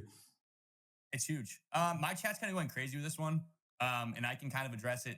I know for a fact that you guys did do something with it because I was being kind of harassed with it. Is the username situation. I know for a fact that Paulie was working on it because he confirmed it to me and then it got better, right? But I think people are still seeing like racist, inappropriate usernames is what the chat continues to talk about. So I don't know if there's a way to. I know there is a way, but I don't know if there's a way to diagnose like certain things. I know some names are always going to slip through. Like I understand that. Like it's obviously going to happen. But my chat just bringing it up a lot. I don't want to make sure that I brought that up as well. I think it should have gotten a little bit better. It should definitely got a bit better. Crazy names. Yeah, it did. It did get better. Yeah, it is hard. It is hard. I think people get a little bit unfortunately like really creative in how they kind of get around some of the systems. Like it was kind of like pretty rough for a while, but now it's kind of like it's a little less rough, but not acceptable still. I think that's we use some AI tools to sort of screen the names before it comes through. We want to be a little bit careful of being like super aggressive on that, because like some people do have things in their name, like they're gamers, right? Like gamers have the word like kill and like shot and shoot and stuff like that in their name all the time, right? So you can be like super aggressive and then you end up like having a lot of false positives. But then obviously people get quite creative and start like stringing together like 3 harmless words, which means something really bad, right? So or like the numbers and the period dashes. It is complicated. It's a fine line. I think we could be a little bit more sensitive on it. And if you think that's what we should do, it's almost like a little bit of a setting we can pull. So we've implemented the technology, which obviously screens usernames as it comes through in real time. But now it's just about kind of taking that setting and calibrating it to the perfect sort of balance, where we have it at the moment. I thought it was pretty good, but if you're telling me right now that there is like situations where there's lots getting through, then we can definitely amp down on that a little bit and start being a bit stricter with it. And if that's a problem that the community is mentioning as well, specifically your community, then I think that's a call to action for us. Yeah, it's just like mainly I think what is kind of what's causing it is like I think like this general words. If they made an account with just like a word or 2 words, it would get stopped. But I think it's like a multitude of words with like letters in between it, potentially, or letters inside of the words. I think that's what's getting through. So, I mean, I 100% can confirm that it did get better, but they're just becoming kind of like what you're talking about, view botters. They understand what can get through, and then they start to attack it that way. I just dropped a note to Polly. I was going to say, one thing I love about this Crow is you've hit us with all the big ticket items. Like he came in with like those 7 big updates, which I'm like, we're on it, right? But now you've hit us with like 3 to 4 things which we can actually bite off instantly. It doesn't require like engineering work. It's like very much solvable problems, which I think we've now got a bit of a list to go off. I think we're not just going to come back with 1 or 2 changes. I think we're going to come back with 3 or 4 changes just in the back of this conversation. And this is why Kick Talk fucking works. This is why I love it. Yeah, no, it's great. It's genius because no one else does it. And I think because like people getting scared, but that was kind of my goal. It's like with coming on here, I wanted to hit the big stuff, like we could get answers, but obviously the smaller stuff is important as well. Another one that I have here. Oh, where's it at? It's a good one.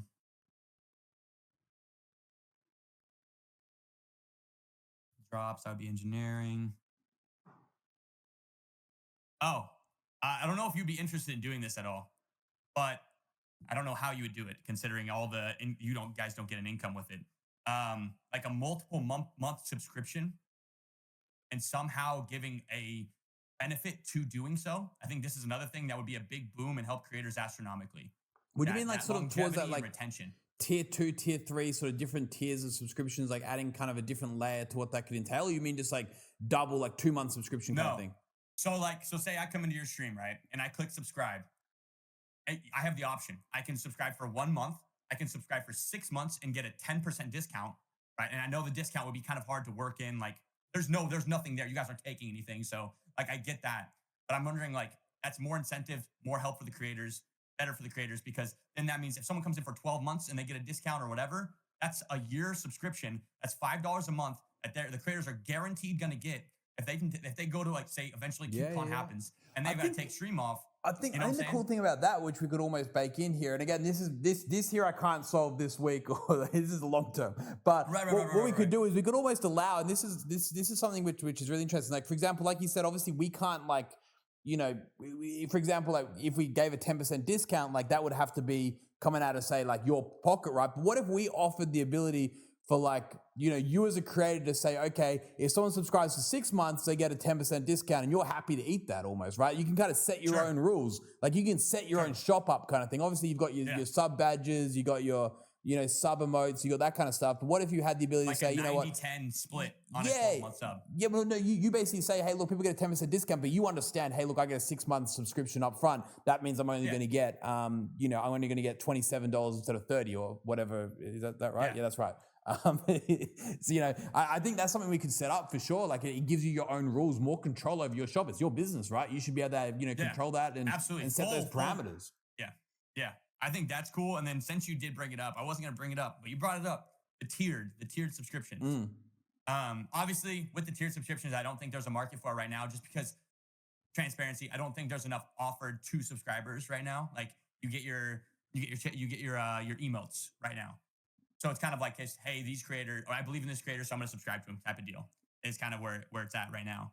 But I think there needs to be more things. Hear me out. This one probably isn't going to happen anytime soon. But with the drops, I think whenever we implement drops, I think you need to bring in like brand drops as well. So since you guys brought up Freshen Up as well, I'm gonna use Freshen Up as an example. With Freshen Up, say I've already talked to the CEO of Freshen Up with this. So it would be directly them, me, and you guys working together. You guys would not have to eat anything. It would be the company that would have to eat it. So say someone watches the stream for 8 hours, they get a 40% discount on a specific item, right? But if they're a tier 1 subscriber, they don't have to watch for 6 hours. A tier 2 subscriber would have to watch for 4 hours, and a tier 3 would have to watch for 2 hours. I think that is a good point, a good way to bring brands to the platform. I like that. Because I know for a fact drops are abused heavily, right? And I think there's a lot of bullshit that goes on with them. But if you can suddenly tie that to like tier 2, tier 3, even tier 1 subs, right? Like means that suddenly it changes it up. Then the brands know, hold on a second, we're not just getting somebody sitting there watching this in like 55 different tabs. Like they're like, hold on, this is actually like a proper paying user. And that can actually mean that's a data point for them, right? That's actually something I think the creator development ecosystem, Andrew, that'd be a good one for them to kind of maybe grasp as well, being able to grab that data as we do send that back to them through the API in terms of when we implement drops, being able to send back subscription status and soon to be tier 1, tier 2 as well, because that could end up really being quite helpful actually, because I think that'd be really valuable information for them to take back, because they know, hold on, we've got certain amounts. And obviously then you add that incentive, you add in that extra layer of incentive of saying, hold on a second, if someone's tier 3, they're going to move, 3-4 times quicker. Which otherwise means you'd be the first to get that drop, whatever it may be, that people love that incentive. Suddenly they're subscribing to you, you're winning, the brand's winning, everyone's winning, right? Everyone wins. It's like a flywheel. I think you found a flywheel. That's what we call a flywheel. You've started a flywheel, something that picks up momentum and gains even more. That's awesome. I like that. You should have brought me on week 1, man. Okay. Just to add to that, man, like we could apply a lot of what you're talking about to our bounty program. Yeah, like absolutely. Our bounty system, like if we get brands associated with bounties, and once we get drops sophisticated, we can bring in we involve the community along with the drop system, along with the subscription system. That just bolsters like data points for advertisers even more, right? And guess what? Still no 30-second ad running across your content, right? Like that's the point. And okay, hear me out on this as well. I know you guys do not want ads. Just listen, just hear me out on this one. The creator, first of all, there's just like the KCIP, you guys have done a great job with that. The toggle on and off. We used to have to end stream, now you don't. You just do it midstream, whatever, right? Same thing with ads. And the ads are not some random ass ads no one cares about.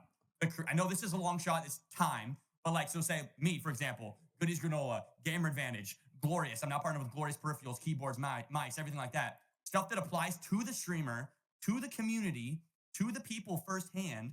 That's the ads that are ran. And there's no other bullcrap ads. No one wants to watch an ad for a Nissan when they're watching Call of Duty streams. That's not a thing. Like no one wants to watch that.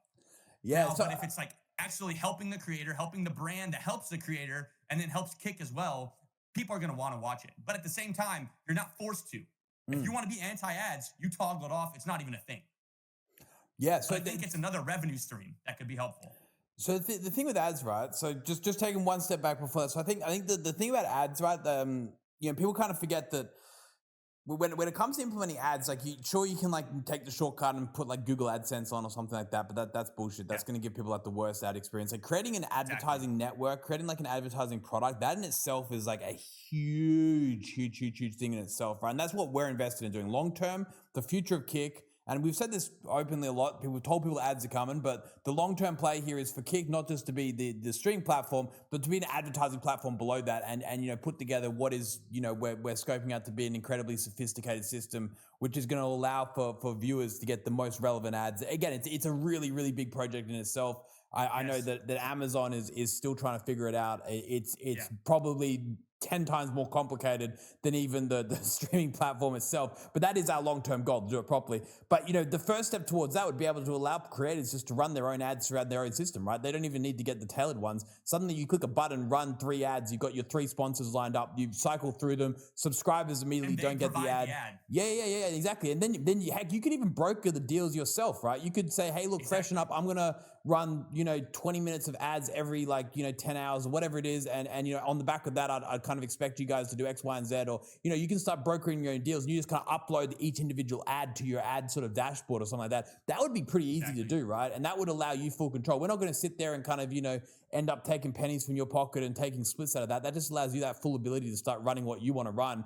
And that could end up creating like a really cool ecosystem, right? Suddenly advertisers come directly to the creator. The creator can then lean into the ad before they start off. They're like, I'm going to be running an ad here for Freshen Up. These guys are dope. Like, make sure you check them out. Boom, ad starts. Like, something's got some context. It's not like you're just hit with like a fucking ad for some bullshit like product. Like a Trojan ad, bro. Like, no one, I'm watching Call of Duty, bro. Yeah, but you can add the context to it. You'd be like, we're going into the ad. Like, this is what they're about. And then it ends and you're like, oh, isn't it fucking cool? Like, and again, you can find a way. Like, there's something there. Like, maybe that's kind of like phase 1 of this platform. Like, don't get me wrong, we haven't. So whilst I say we've got teams for all these other, aspects of the journey, we don't have the advertising platform team in place yet. Yeah. But I think that would kind of be like the first layer of something they could work on, is allowing creators to just upload a very simple 30-second ad, 60-second ad, whatever it is exactly, and let them kind of run them and broker your own deals and figure it out from there. That'd be sick. So don't get me wrong. I think that's awesome. Then you could have another toggle like subscribers don't get it or something like that. So then you suddenly create incentive for people to subscribe. That's kind of on you if you want to do that. So anyway, that's a complicated project. Probably a bit of work goes into that, but fucking love it. Yeah. I'm just trying to offer value to subs, I guess. Also, there's other advertising on the horizon. There's AI advertising that recognizes when there's a break in gameplay, and it'll run a 5-second ad, and by the time you start bitching about it, it's in and it's out, right? Yeah. So like when you're done with you get smoked in Call of Duty, you go back to a lobby screen, immediately the AI recognizes there's a break in the action, you run an ad for 5 seconds, but then the way you combat that with the advertisers, and you're like, hey man, Crowegamingg games for like 8 hours, you're gonna get like 200 5-second ads within his run, and you're not going to interrupt. You're not going to come in and railroad his stream. So I think there's ads, but there's the right kind of ads also, non-intrusive. But then also opting in. Like, I think YouTube does it very well. It's like, I can either run full on ads, I can run 5-second skippable ads, or I don't have to run ads at all. Right? Absolutely. Yeah. That's the biggest thing, I think, is you have that opportunity to do it or to not do it, right? Like, you switch this example because they force you to do it. If you're an affiliate, you have to run ads. But that's another boom over here on Kick. If you want an extra layer of monetization or an extra layer of value to subscribers, you have it. If you don't want it, you don't have to use it. Turn off the toggle and move on. It's so easy. It's a toggle, and you guys have done it. You've mastered it with the KCIP, and it's huge. Like, it's very simple, and you please everyone with that. You have people that support it. I even have people on my stream saying I support it. Yeah, I'm gonna need to watch the replay of this one and take notes. I wish I was taking. I'm starting to like. I had 1, 2, 3 ideas. I think I could remember. Now I'm at like 5 or 6, and I'm like, fuck, I'm gonna have to. Yeah, I'm gonna have to get. But I completely agree. I think that's an awesome idea. And a few people in the chat like, oh, it's the beginning of the end. I'm like, again, Kick will end up having ads at some point. Honestly, I think forcing ads won't be for like 2-3 years from now, probably in full transparency. We don't want to start doing that until like we basically got we've won the whole industry, right? But we will phase it out. We've been saying that since the get-go. Obviously, right now people can enjoy the ad-free viewership. It's an incredible, really great experience, especially when you come from other platforms where you get hit with like fucking 8 minutes of ads every hour. So definitely enjoy it whilst it is. But at some point, ads will come. We've been transparent about that. This is another one that chat's freaking out about, and I know you've actually. I saw your tweet this morning that you were talking about it, kind of like a free sub to users, one free sub a month, potentially. I think that'd be cool as well. Yeah. Incentivize subbing, incentivize. But I thought about doing a different layer, like so you guys see some sort of value from it. Is like maybe there's like some mandatory things, like you have to follow Kick on X, Instagram, TikTok, YouTube, and you have to be like a user for 6 months or something like that. Like maybe you add a layer of like some sort of benefit for Kick. Yeah. But I think that would be really, really cool for the users as well. I think another big boom, I always say booms, is like for the users, because that ultimately is going to be the lifeblood of the platform. Yeah, so on that one, so I think I made a little bit of tweet about it. It was just a random idea I had. I was like, oh, imagine if 10% of like KCIP creator contracts, like that was like, I was thinking about the numbers. I'm like, fuck, that's a lot of subs. Like, because I know I love going around, channels and gifting subs, and I like to think I make a very small dent in the overall system, but it helps channels. I'm like, fuck, imagine if we had some of these big creators doing the same thing, like it could really help out. But on that note, we got something even better that we want to run, right? So. The idea is like you've obviously got big streamers. Like everyone gets caught up in the idea of like this big streamer, but people forget there's big viewers.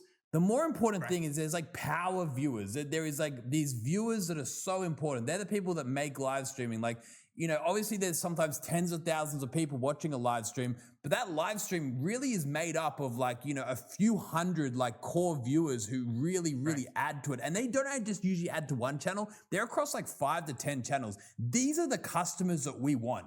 Like we want to attract the big streamers. We want to attract these power viewers. And what we want to do is be able to, instead of offering people like one free subscription a month if they buy Prime or whatever, like what we want to do is we want to be able to offer these power viewers like 10 subs or something like that, like reward people for being incredible viewers and be able to, whether that's like based upon like data metrics, which mean like number of chats that people participate in and work in. This is what we really want to work towards, is being able to say, hey, look, if you are an incredible viewer that like adds so much value to the platform, we want to give you subs to give out to your creators so you have like more to give, right?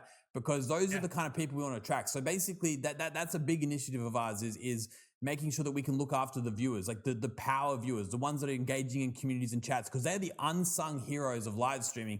But, at the end of the day, communities are what make up the channel. People get so caught up in the big name streamers that they forget that the big name streamers only exist because of the big name viewers, the big name chatters, the funny people in chat that are making the incredible jokes that are getting quoted 25 times, getting the whole chat talking, the ones keeping it alive when no one else is speaking. Those kind of people, they're the ones that really keep streaming platforms alive. And if we can attract more people like that to support more creators on Kick and make sure it's known to the broader community, the viewer community, not the streamer community, but the viewer community, the Kick rewards viewers. Like, holy fuck, I think we'd be the first people to do this and really attract that killer community instinct that can really help people grow. So, to that point, like I don't think it's so much about making people follow us on X, make them follow us on Twitter, make them follow us on YouTube and TikTok and stuff like that. It's about identifying people who are like those really great viewers and giving back to them in the terms of like, hey, look, here's 5 subs to give out to your favorite creators, and they're going to appreciate that, and they're going to be like, hell, Kick is awesome. And then they're going to go to their YouTubers live stream and be like, hey, look, you should stream on YouTube because Kick's giving me free subs, I want to sub to you on Kick, something like that, right? So again, It's about finding a way to get those power viewers incentivized and looked after and noticed, because those guys, they are important, they are really important. So that's well and truly on our radar. That's a big one that I want to see through 100%. So to that point, like I think there's something there that can really, really work out for us. It's the idea of, instead of investing so much money into like, getting huge Kick contracts with big name streamers, let's spend money on the viewers. Like that's where I think have more impact. Kick viewer incentive program. Kick viewer incentive program. Yeah, well, kind of actually. Maybe that's it. Right. But yeah, no, because a lot of people that can't give the subs already, they can give their time. And they're in the chats, they're everywhere. Like they'll be in 55 streams a day. And if you go through the streams, you'll see them in the same stream supporting the creators. Like those people may not have the money. You give them the money to support it, they can drop, subs to their favorite creators. That'd be awesome. Hey, real quick, I can confirm that we have 2 note takers on this. Good deal. We do? Yep. Yeah, we're on it. Nice. Wait, is it someone from Australia? Yeah, it's a handful of people. I think, full disclosure, we got a guy from Stripe who handles our Stripe. Obviously, Paulie's listening in. And then our moderation team saw how much we were cooking on this. They've put aside 2 people to take notes. So awesome. a total of about 4 people. I'm still gonna watch the VOD. This has been a great chat. I'm looking forward to rewatching it. It's been a good one. Okay, this is a kind of a long shot one. Do you have any? Obviously, I know Everton, right? That's a cool one. I know the F1. It's awesome. Do you have any plans on getting involved with American sports, like in being the NFL, the MLB, MLS, stuff like that? I know there's a lot of athletes. I have a couple buddies who are professional athletes, and do you have any thoughts on like trying to get them over to streams, like to stream on Kick? Because a lot of them are becoming streamers. A lot of athletes are now, because that's a for sure way that they can make money, right? Like as you see in the NFL, if you watch NFL, it's like a lot of injuries. You're always injured. There's always a new injury. Are there any thoughts on partnering with these major league sports leagues that are going to have the big athletes that can bring over more viewers to Kick as well? Don't get me wrong. We keep an eye on every opportunity, right? Like, that's our job, to keep our eye on everything. I must say, at this point in time, when we kind of look at like what we've done these last 2 years and kind of evaluate what's worked well for us and what has worked maybe not as well, we've realized now that like the best way to kind of, invest into Kick is honestly by trying to look out for that kind of small to medium creators who are actually on the platform. Like I said, whether that's the viewer, whether that's through the KCIP, that's where we've seen the most like, upside, right? So, our big mission right now is to stop avoiding like, 6, 7, 8-figure contracts and stuff like that to individuals and to leagues and to the F1 and all these kind of big grand sponsorships, because, that is good for making noise, but it's not good for making value, right? In the live stream space. That's a good answer. So don't get me wrong. I think, we're open to opportunities. We want to work with great athletes. We want to work with great people. We want to really bolster the name of Kick, but we want to also make sure that we're not forgetting that, we should be spending our money on people like yourself and people who are streaming on the platform, putting in 5-10 hours a day, creating great communities. Like that's where we should be investing our money. These other people, I feel like they don't care as much. So we really want to make sure that we're putting, the emphasis in the right areas. So I think we've learned a lot in these first sort of like 20 months of Kick, or these last 21 months rather. And I think that's one of the biggest lessons we've learned. But don't get me wrong, nothing's off the table. Like for sure, we'd love the opportunity. And if the right opportunity came along at the right price tag and the right intentions, is most importantly the right intentions, then, we definitely would take it on. The Max Holloways of the world are rare. Yeah, I agree. Are crazy rare. I mean, look, you have a lot of athletes and things of that nature, and even organizations, right? Like X organization says, hey, we're going to do X, Y, and Z. But listen, their bread and butter is when it's go time, they drop everything else. Yeah. Like it's like 100%. I was even looking for that answer, honestly. So you have a lot of look. I worked at Intel for like 3 years in sports arenas across the world. Right. My point in saying this is that I have seen it internally, right? Well, where they might have an esports team, right? Like let's say like a European League team has an esports arm, right? Dude, that esports arm gets crapped on as soon as the season starts up. Yeah. Right? Like no one's paying attention to this deal that they just got, right? Like, right. I mean, Mercedes-Benz Stadium and LA, like where the Rams play, they have Halo boards. How fucking sick would it be to have an entire esports tournament on those Halo boards in 360? But no one's thinking of that, right? Because their mindset is on the sport that gives them the bread and butter, and everything else falls off. No, I completely agree. But like you said, Eddie, if you want to invest in creators, I'll never deny a contract. For sure. Well, you got the KCIP, right? I know it's not life-changing money; it's only a drop in the bucket for everything else. But we're working on that English market. Like, we're getting that back.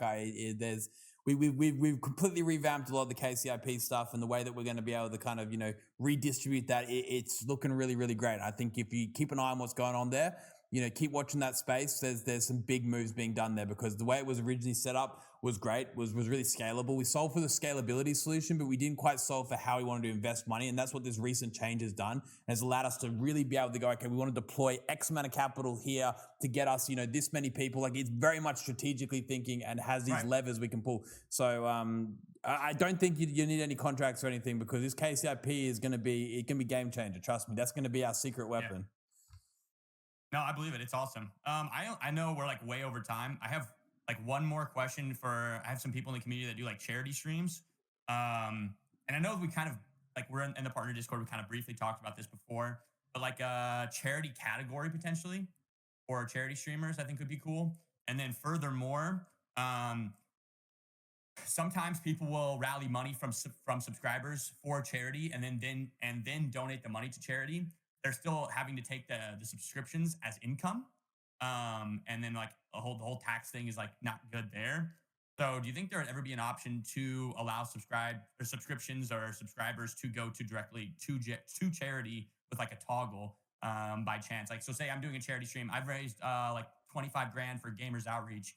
They do like mobile little carts that have a PlayStation and a monitor and controllers for hospitalized children. It would be cool if I would be able to do like a charity stream for them and allow people to just subscribe. It's a lot easier than going to a third-party link and then donating money or anything like that. And I think it could also be a good look for Kick as a whole. I don't know if that'd be a possibility. Maybe far out, but I definitely wanted to bring that up for the community members that do the charity streams. Yeah, I think we've got something we can definitely action here. I think a charity stream section, that's very easy for us to do. We'd have to probably set some guidelines around what would constitute a charity stream, because I would be afraid that people could use that as a way to kind of abuse the category and suddenly, absolutely, you could end up being like, I don't know, just think it out loud, the pools and hot tubs category somehow find their way into the charity one. Again, it can be kind of, bordering content that could end up finding their way in the charity, or somehow slots could end up in charity. But we can set some guidelines and find a way to kind of what constitutes a charity stream. And how you could be in that category, whether that's kind of like pre-approved and what that could look like. I'm not sure if the visibility would be higher than typical ones, but we could definitely get the category. We could give it a crack. No promises that would work or be successful, but heck, it would be worth trying. Andrew, you reckon we could figure something out there just to give it a red hot crack? Yeah, I think, look, looking at it from my perspective, I do understand the angle of like Kick getting involved with it and it being really great PR for us, right? At the same time, like, Crow, I would just hit you back. Like, are we being redundant? Like, for example, when guest stars being built, I'm kind of like, isn't there just Discord? Like, aren't we just using Discord to do this? Right. Tiltify, I know Streamlabs has an element of this where they take 0%. I think Tiltify might take a little bit more, but I don't know if this would be a redundant product that we would get out later, in lieu of other things. But I do like the PR aspect of it, of us getting involved and things like that. Yeah. At the very least, just a category. We don't have to go as far as doing the subs. Like, that's just kind of like. I was going to say, I think the sub stuff gets a bit complicated. Yeah, I just know, like, once you start dealing with like cross, jurisdictional like charity laws and taxation, like I've got to be a bit careful. Like that one, there's a more complicated problem to solve. But the category one, I think we could certainly find a way to solve for. Like that there, I think if we want to kind of take that down as a note, explore it. Again, the most important thing we want to be careful of is, I think some couple of people in my chat as well mentioned it, like, grifters or people getting up to no good, or what can come with that. Most people have good intentions, but unfortunately not everyone has good intentions. So we'd have to kind of like find a way to kind of moderate and set some like standard operating procedures around how it could operate, and who's allowed to kind of use it and for what reasons and what extent. So let us have a think about that one. But I think we could get something set up. No different to the special events category, right? The special events category is quite. It's always got a bit of traction in it, and there's a bit going on there. But this could be like charity events, right? So to kind of find a way to differentiate. So that could be definitely really cool. Yeah, They'd have to like maybe talk to a staff member and say, hey, this is what I have planned. This is where it's going. This is why I'm doing it. Yada, yada, yada. I do it every year. Like, it can't be just like, hey, I turn on my category to charity. Because like what you're saying, there are griefers, there's shysters that are going to try to get money off of people that are whatever, like trying to donate to charity. Yeah. Now you got to be a bit careful. I think, unfortunately, exactly. you get a bit complicated. That definitely makes sense. That definitely makes sense. And then console streaming. I know roadmap probably Q4, early Q1 next year, but a lot of people are talking about it. So Yeah, just it's wanted a to bring that up as well. console. Yeah, console's one which would be the kind of the final piece of the puzzle. So TV app will be coming out very soon. New iOS and Android app very soon. Console is the one which we don't have yet kind of a timeline on quite yet. That's kind of the final piece. But we understand that's like huge part of what we need. Probably, I think almost equally as requested to say the API. But yeah, console streaming. The good news is a good part about the console streaming. It's very similar to TV app in many ways. A lot of similarities. A lot of the hopefully a lot of the code can be reused. But we are scoping that out, planning it out, working on what that's going to look like. As part of that devices team I told you about before. So the devices team right now is just hoping to get to go to market on the TV app side of stuff very soon.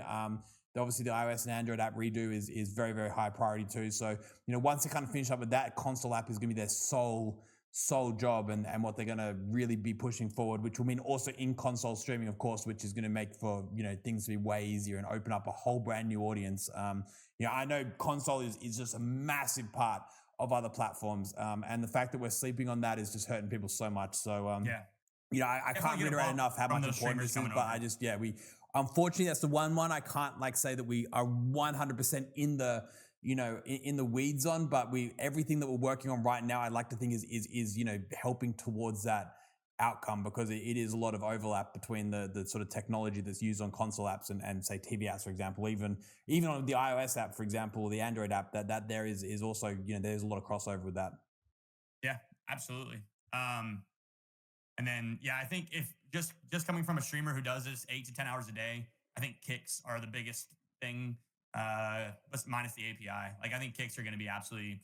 Like I said, bits were 20% of my income on Twitch. Yeah, that's a big portion of the pie there. So I think kicks would be absolutely huge for the platform and for the creators. Yeah, no, the kicks, especially when you add in the fact that the kicks, you'll be say sending $5 worth of $1 worth of kicks, and they'll be receiving 95 cents worth. It's going to be completely different sort of outset. It's going to become almost a real currency that has real pegged value in terms of what it's actually worth. I think people will starting to use that. We'll try to incentivize people to try and buy as many kicks as possible. And then, when they're giving it out, they know it's all going to the right cause too. So, similar to how I like to think people kind of hopefully on average subscribe a little bit more on Kick, knowing that, hey, look, the money's going to the person I'm giving it to, not the platform. For kicks as well, I think, oh, fuck, I lost my lights. Don't know where they went. That's certainly that's certainly something that we've nearly got sorted. So yeah, we're on that. Awesome. I think that's everything I had. It's a lot, man. Yeah. I've had a blast. I think this has been awesome. Yeah, no, it's been awesome. I tell you, it kind of worked out all right that we ended up having a longer session with you because we've been cooking. Yeah, I must say, I was like, dude, I got a freaking list here, man. I don't know if 30 minutes are gonna cut it.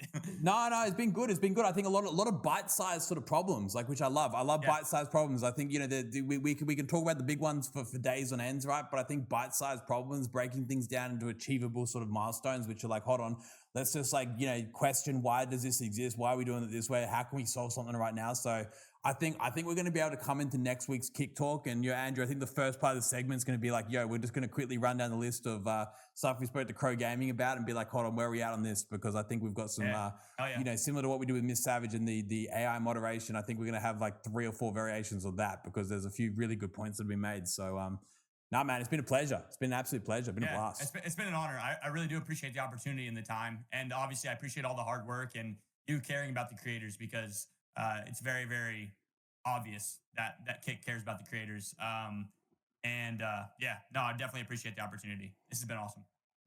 All right, man. Thanks heaps. Well, I'll see you around live streaming and drop by soon. And again, we're really appreciate everything you're doing with us here, man, and all the patience and everything that's come with this last sort of almost 2 years that you've been with us. So again, all right. Thanks heaps, man. Yeah. Thank you, gents. Appreciate it. Thanks, Crow. That was awesome. That was great. It's great. Think about it, man. The average creator is 33 years old now. And this guy's got a mortgage. He's got a kid, his first kid. He's got a wife.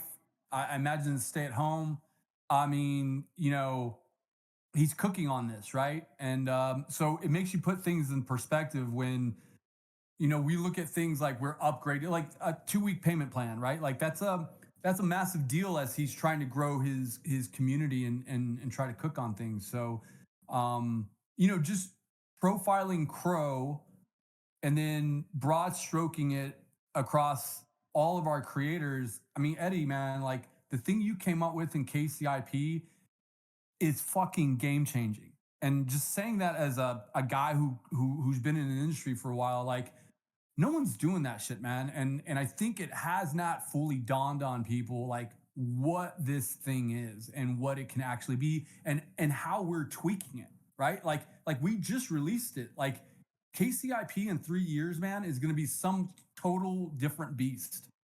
Yeah, no. The KCIP, I think that was what we kind of really touched on with Crow just very briefly there, right? I think we've gone through our first major overhaul of it, which is going to, we similar how we had lessons learned on phase 1, phase 2, phase 3. We kind of adapted. We brought KCIP out. We've kind of seen the first 2-3 months of KCIP and what that has brought, and then we kind of adapted it again. Now we've kind of come out with this most recent iteration, which I think is going to really start to make an impact where people are going to be like, hold on, this is game changer. Like I can't afford to not be a part of this thing because this is really turning the tables.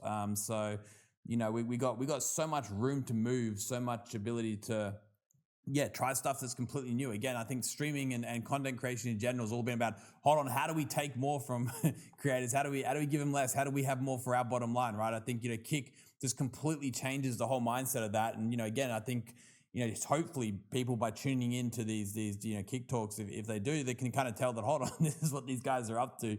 Their mission is like, just hold on, we want to make the creator live streaming space like better. We want to make it better for the creators, better for the viewers, better for, just the whole industry in general, right? And I think we are doing some stuff that's pretty new and unique, and there's a lot of work to be done, but heck, there's been some wins along the way. We've got to chalk up the wins as we got them, right? So, I'm looking forward to hopefully seeing a lot more talk around the KCIP these next 2 to 3 weeks, especially. You bring a KCIP up for example, like these changes, like they're going to take a little while to come into effect because it's kind of like a trickle down effect. We can't exactly reveal exactly what we did behind the scenes, just for obvious reasons, because it's a lot of sort of formulas and how we kind of deal with bots and mischief, bad behavior. But once people start to see what we're doing there, I think it's going to become like a huge subject. That even like the biggest creators on YouTube, the biggest creators on Twitch, the biggest creators anywhere are going to be like, fuck, I need to be part of this. Like I can't afford to not be part of this. Yeah, completely agree. Are you up to taking? I feel like Crow represented chat very, very well, but I could pick off a couple questions here. We got maybe a couple of questions or something like that. Yeah, I think Crow was going straight from the chat. Like they're like authentic questions from his chat, which was awesome. But there's a couple of good ones that you can see. Full disclosure, man, I was in Crow's chat while all this was going down, and I could see him taking questions from chat for sure. But one question that's interesting is from Sonic Temple. I hope KCIP doesn't penalize overseas IRL streamers. So if I'm reading this question right, it's kind of like what Amazon did, right? Which was fluctuate all the subs to then subsidize what's going down in the States. So that was one question that came from, looks like an overseas streamer. Yeah, just by the way, thanks for all the subs. I know there's been like a bunch of people that subscribed whilst we're talking to Crow. I don't want to kind of interrupt Crow and say thanks to the subs, but thank you as well, and thank you to Deem who just dropped some subs then too. I do appreciate that. But to answer that question, in terms of we certainly will not do that. Very much the basis of KCIP is very much around the language you stream, and that kind of sets the precedent of the audience you're attracting. So different languages do have different rates. Right now our focus is English. We put a big focus on Arabic, Turkish, and Spanish recently. Massive growth in those markets. We've got a really big portion. I think we completely lead the way with the Turkish market. We completely, almost have the full monopoly of the Arabic speaking streaming market now. Spanish, we put a big dent in it, a really big dent in it. And now we're coming for the English speaking market in the same way. So no, it's not so much around where you're located. We're not going to penalize you because you're streaming and you've gone to like Eastern Europe and advertising revenues lower there. So we're going to be like, okay, now your audience is worth less.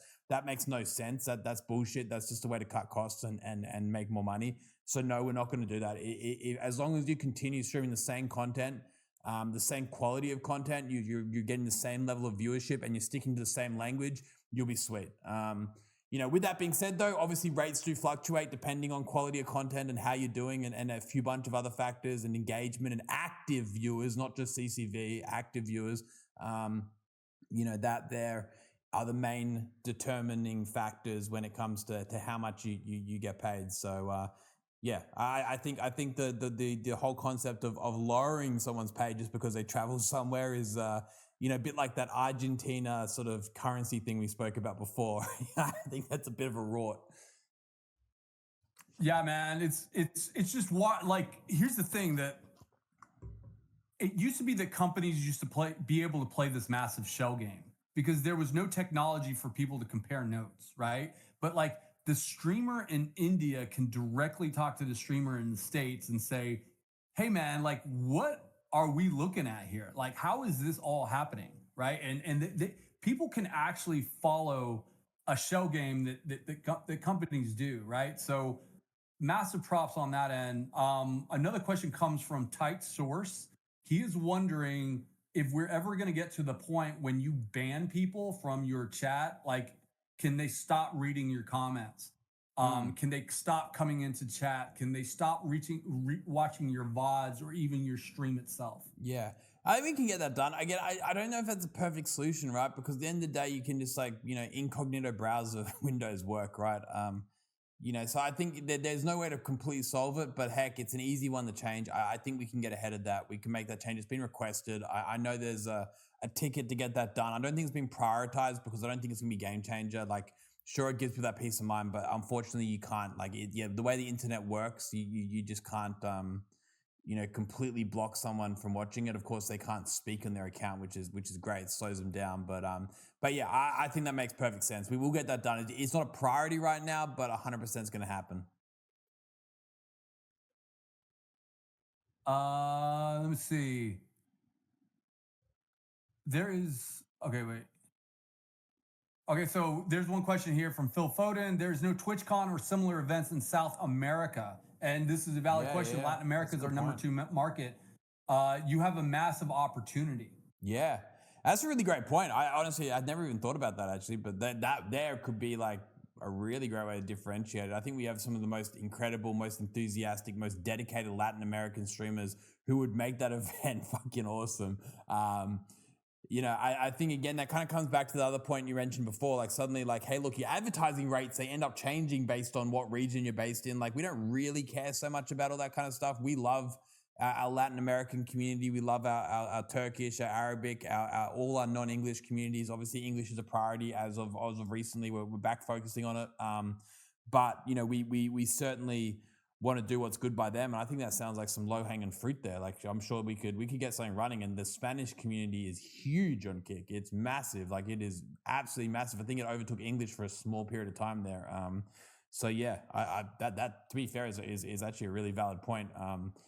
We would probably need a bit of work again. I think it comes back to like the whole idea of getting a KickCon going. It's really inspiring seeing TwitchCon. I must say, I don't say this now. I know we're constantly competing with Twitch. We talk them down, right? But they do so many great things. Like, they really do. They really paved this industry. One thing that they do incredible is TwitchCon, right? TwitchCon is a great event. Again, sure, it's not perfect by any means, but they put on this incredible event.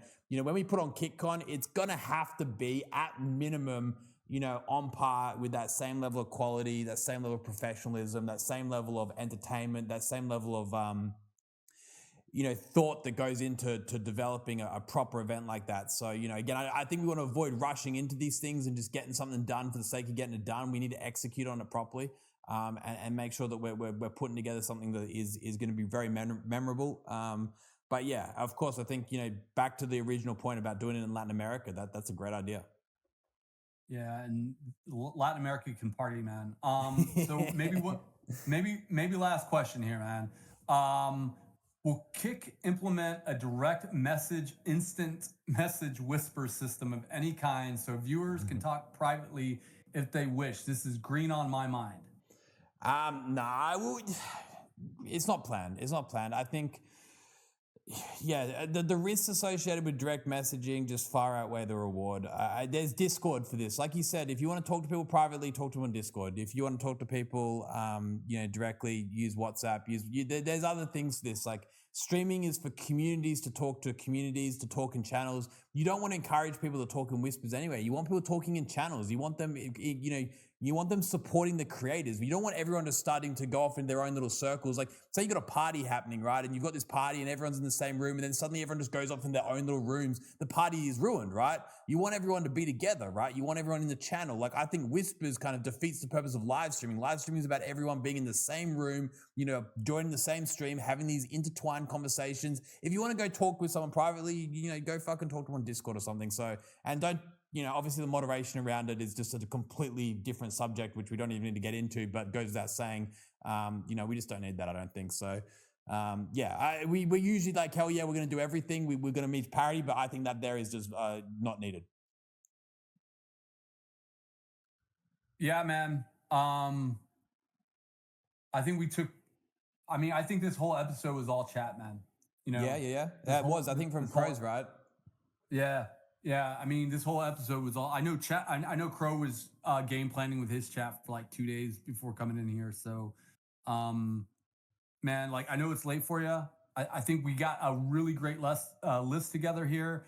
But listen, chat. Just a shout out to you guys for bringing the heat. And then another thing is, I want to reiterate this before we get offline, right? If you have a question about Kick, or if you see rumors flying around, or if you are like, I don't know that's true, or if you need to course correct someone on their philosophy around Kick, point them to Eddie's channel, because of all the 13 episodes out there, there's going to be something there that Eddie has already answered or touched on. So that way you get it straight from the horse's mouth, and we could just quell all the noise, all the rage baiting and it's part of it. But this Kick Talk is a tool to get the real deal facts on it if you want. Yeah. If people could do that, that'd be great. I think as Crow said, like, hey, look, we need to find a way to advertise more. Like, I do think that like the vast majority of the kind of things I see, whether it's on Twitter or Instagram or any other like news article, like I know we've already talked about these subjects, like we and we want to talk about them, like we literally want to discuss them because there's so much misinformation out there, and I think people sometimes look at Kick in the wrong light. So if people are able to, I do believe that the team is kind of chopping up all the episodes and putting them on YouTube for like really easy access as well, which is going to be great. Maybe that'd be like a really good way to kind of get sort of like, almost map out different subjects that we've touched on. And again, just like, I do believe at the end of the day, like Kick's intentions, what we're doing here at Kick is the purest of visions, right? It really is just about, building out, the creator economy, building out the best live streaming and entertainment platform for people. And that's like all we want to do here. So I think we've touched on everything that people usually bring up and have, reservations around Kick. And I think the best way to kind of, address those is head on, right? With real discussions. So that's a really good shout out. I think we can hopefully, let's maybe find a nice, easy way for people to do that. Otherwise, it's just about maybe even inviting these people to come on and chat with us. I think that would be that would be one of the most rewarding feelings, is taking like people who maybe have those negative opinions or aren't quite sure about the platform, and then changing their mind and making them go, hold on a second, these guys are all right, So I think we need to continue to invite that kind of ability to change perceptions out there, because I think honestly, I must say on that note, like I must say these last 3 to 6 months, I don't know about you, Andrew, and I don't know about you, chat, but like the perception around Kick, I feel like is really trending in a positive direction. Like it really is changing. Like I always use this analogy, like we've been getting kicked whilst we were down. Like, if you're a Kick streamer, like fuck, you copping beats like constantly, right? But these last 3 to 6 months, it's on the up and up, like I must say, like it really is. I can feel the sentiment changing. I can feel that the energy around Kick is changing, the dynamic around it. Don't get me wrong, it's not there yet. We're a long way from where we want to be, but it's going in the right direction. It is heading in the right direction, 100%. I mean, here, listen, from a corporate, from reading oh, look what I'm wearing. I'm wearing a Ghost Gaming jacket. That would not have happened a year ago, man. That would not, like, no company was sending me anything, right? Because they were trying to figure out Kick, right? Hey, no one was taking a meeting with me. And then all of a sudden you have Jason Lake come on, right? With Complexity Gaming. You have Larry Sedembreni come on, who is the VP of global sponsorships for DreamHack, right? For ESL, right? Now, we've been talking with Elgato execs about coming on to Kick Talk. We have Krista Bites next week, who's coming on with unmute.gg. Now you're talking about companies that a year ago wouldn't touch this with a 10-foot pole, but it's exactly everything that you're saying. Is they're coming in, they're figuring out, oh, Kick is legit, Kick is here to stay, Kick is cooking, and now we want to get to know and we want to start being a part of it, right? And listen, here's the other thing. My mustache, man, regrew white. Okay. So to me, that is a major mile marker in saying we've paid our dues. We fucking went through the fire. We still have a long way to go. Don't get me wrong, but there's a lot of markers there that are showing that, hey man, it's only a matter of time before we start talking with Ubisoft and Activision and Riot. Yeah. No, I agree. I think the sentiment is changing, and I love the fact that people can come on this journey with us. I think it's going to make for a really great story to tell. It's an arc almost. It's great. It really is incredible, and week on week, month on month, hopefully year on year soon. It's showing day and night. So we're just going to keep on keeping on. We got a big list of things to do. We got a big list of whether it's product or even just in terms of brand and moderation, the whole lot in terms of what we need to continue to work towards. But we have that North Star. We know what we need to get done. And, most importantly, we have this incredible support, 1,500 people or whatever the number is now. I don't know what it is. Watching and listening to us here talk about Kick, the future of Kick, get involved, asking questions, supporting us here. Like I said, as I said this already, to Crow, the fact that you and me and the guests can come on here, we can talk about like live stream, we can talk about Kick, we can do all this, and we got people actually interested in listening to this is incredible. We've already got the most important component down pat. We've got support, we've got the community, and now it's just about leveraging that out, leveling it up and taking it a step further. So on that note, I reckon we call it a wrap there, Andrew. I think it's been an incredible episode. Huge shout out to Crow. He's been incredible. Huge shout out to all the guests that come on, though. We're so lucky to have them. And Andrew, thank you for obviously being the one to produce this and bring it all together. And of course, thank you to chat for being here. It was really healthy chat as well. Thank you to the mods as well. I think the moderators did an incredible job of helping to moderate it and keep some of the spam out this week. It's been really good. Appreciate you guys, really do. But yeah, I think we'll be back next week as usual. Same time as always. Got incredible guests coming. Do we know who's coming on yet, Andrew? We got Krista Bite, we got our date straight. She's coming. And then we also have Hanridge. Hell yeah. You guys awesome. Cool. Yeah, if you guys have never seen Hanridge, she's hilarious. She does like a Kick News segment where clips get sent to her, and she is absolutely hilarious. She is like, I'm going to, Sarah Silverman of my time. That's kind of what I equate her to. And if you guys don't know who Sarah Silverman is, sorry, but that's who she reminds me of. Like this quick wit, this unique dynamic humor, and she just gets these clips on the fly and she just chats it up, and she's hilarious, and so we'll have her on the show next week. Awesome. All right, well, same time as usual, guys. If you want to tune in, we'll be here, bring the questions, but otherwise, hope you all have an absolutely incredible weekend. Thank you everyone for dropping by. Again, thank you Andrew, thank you mods, thank you everyone. Let's quickly find someone to host though.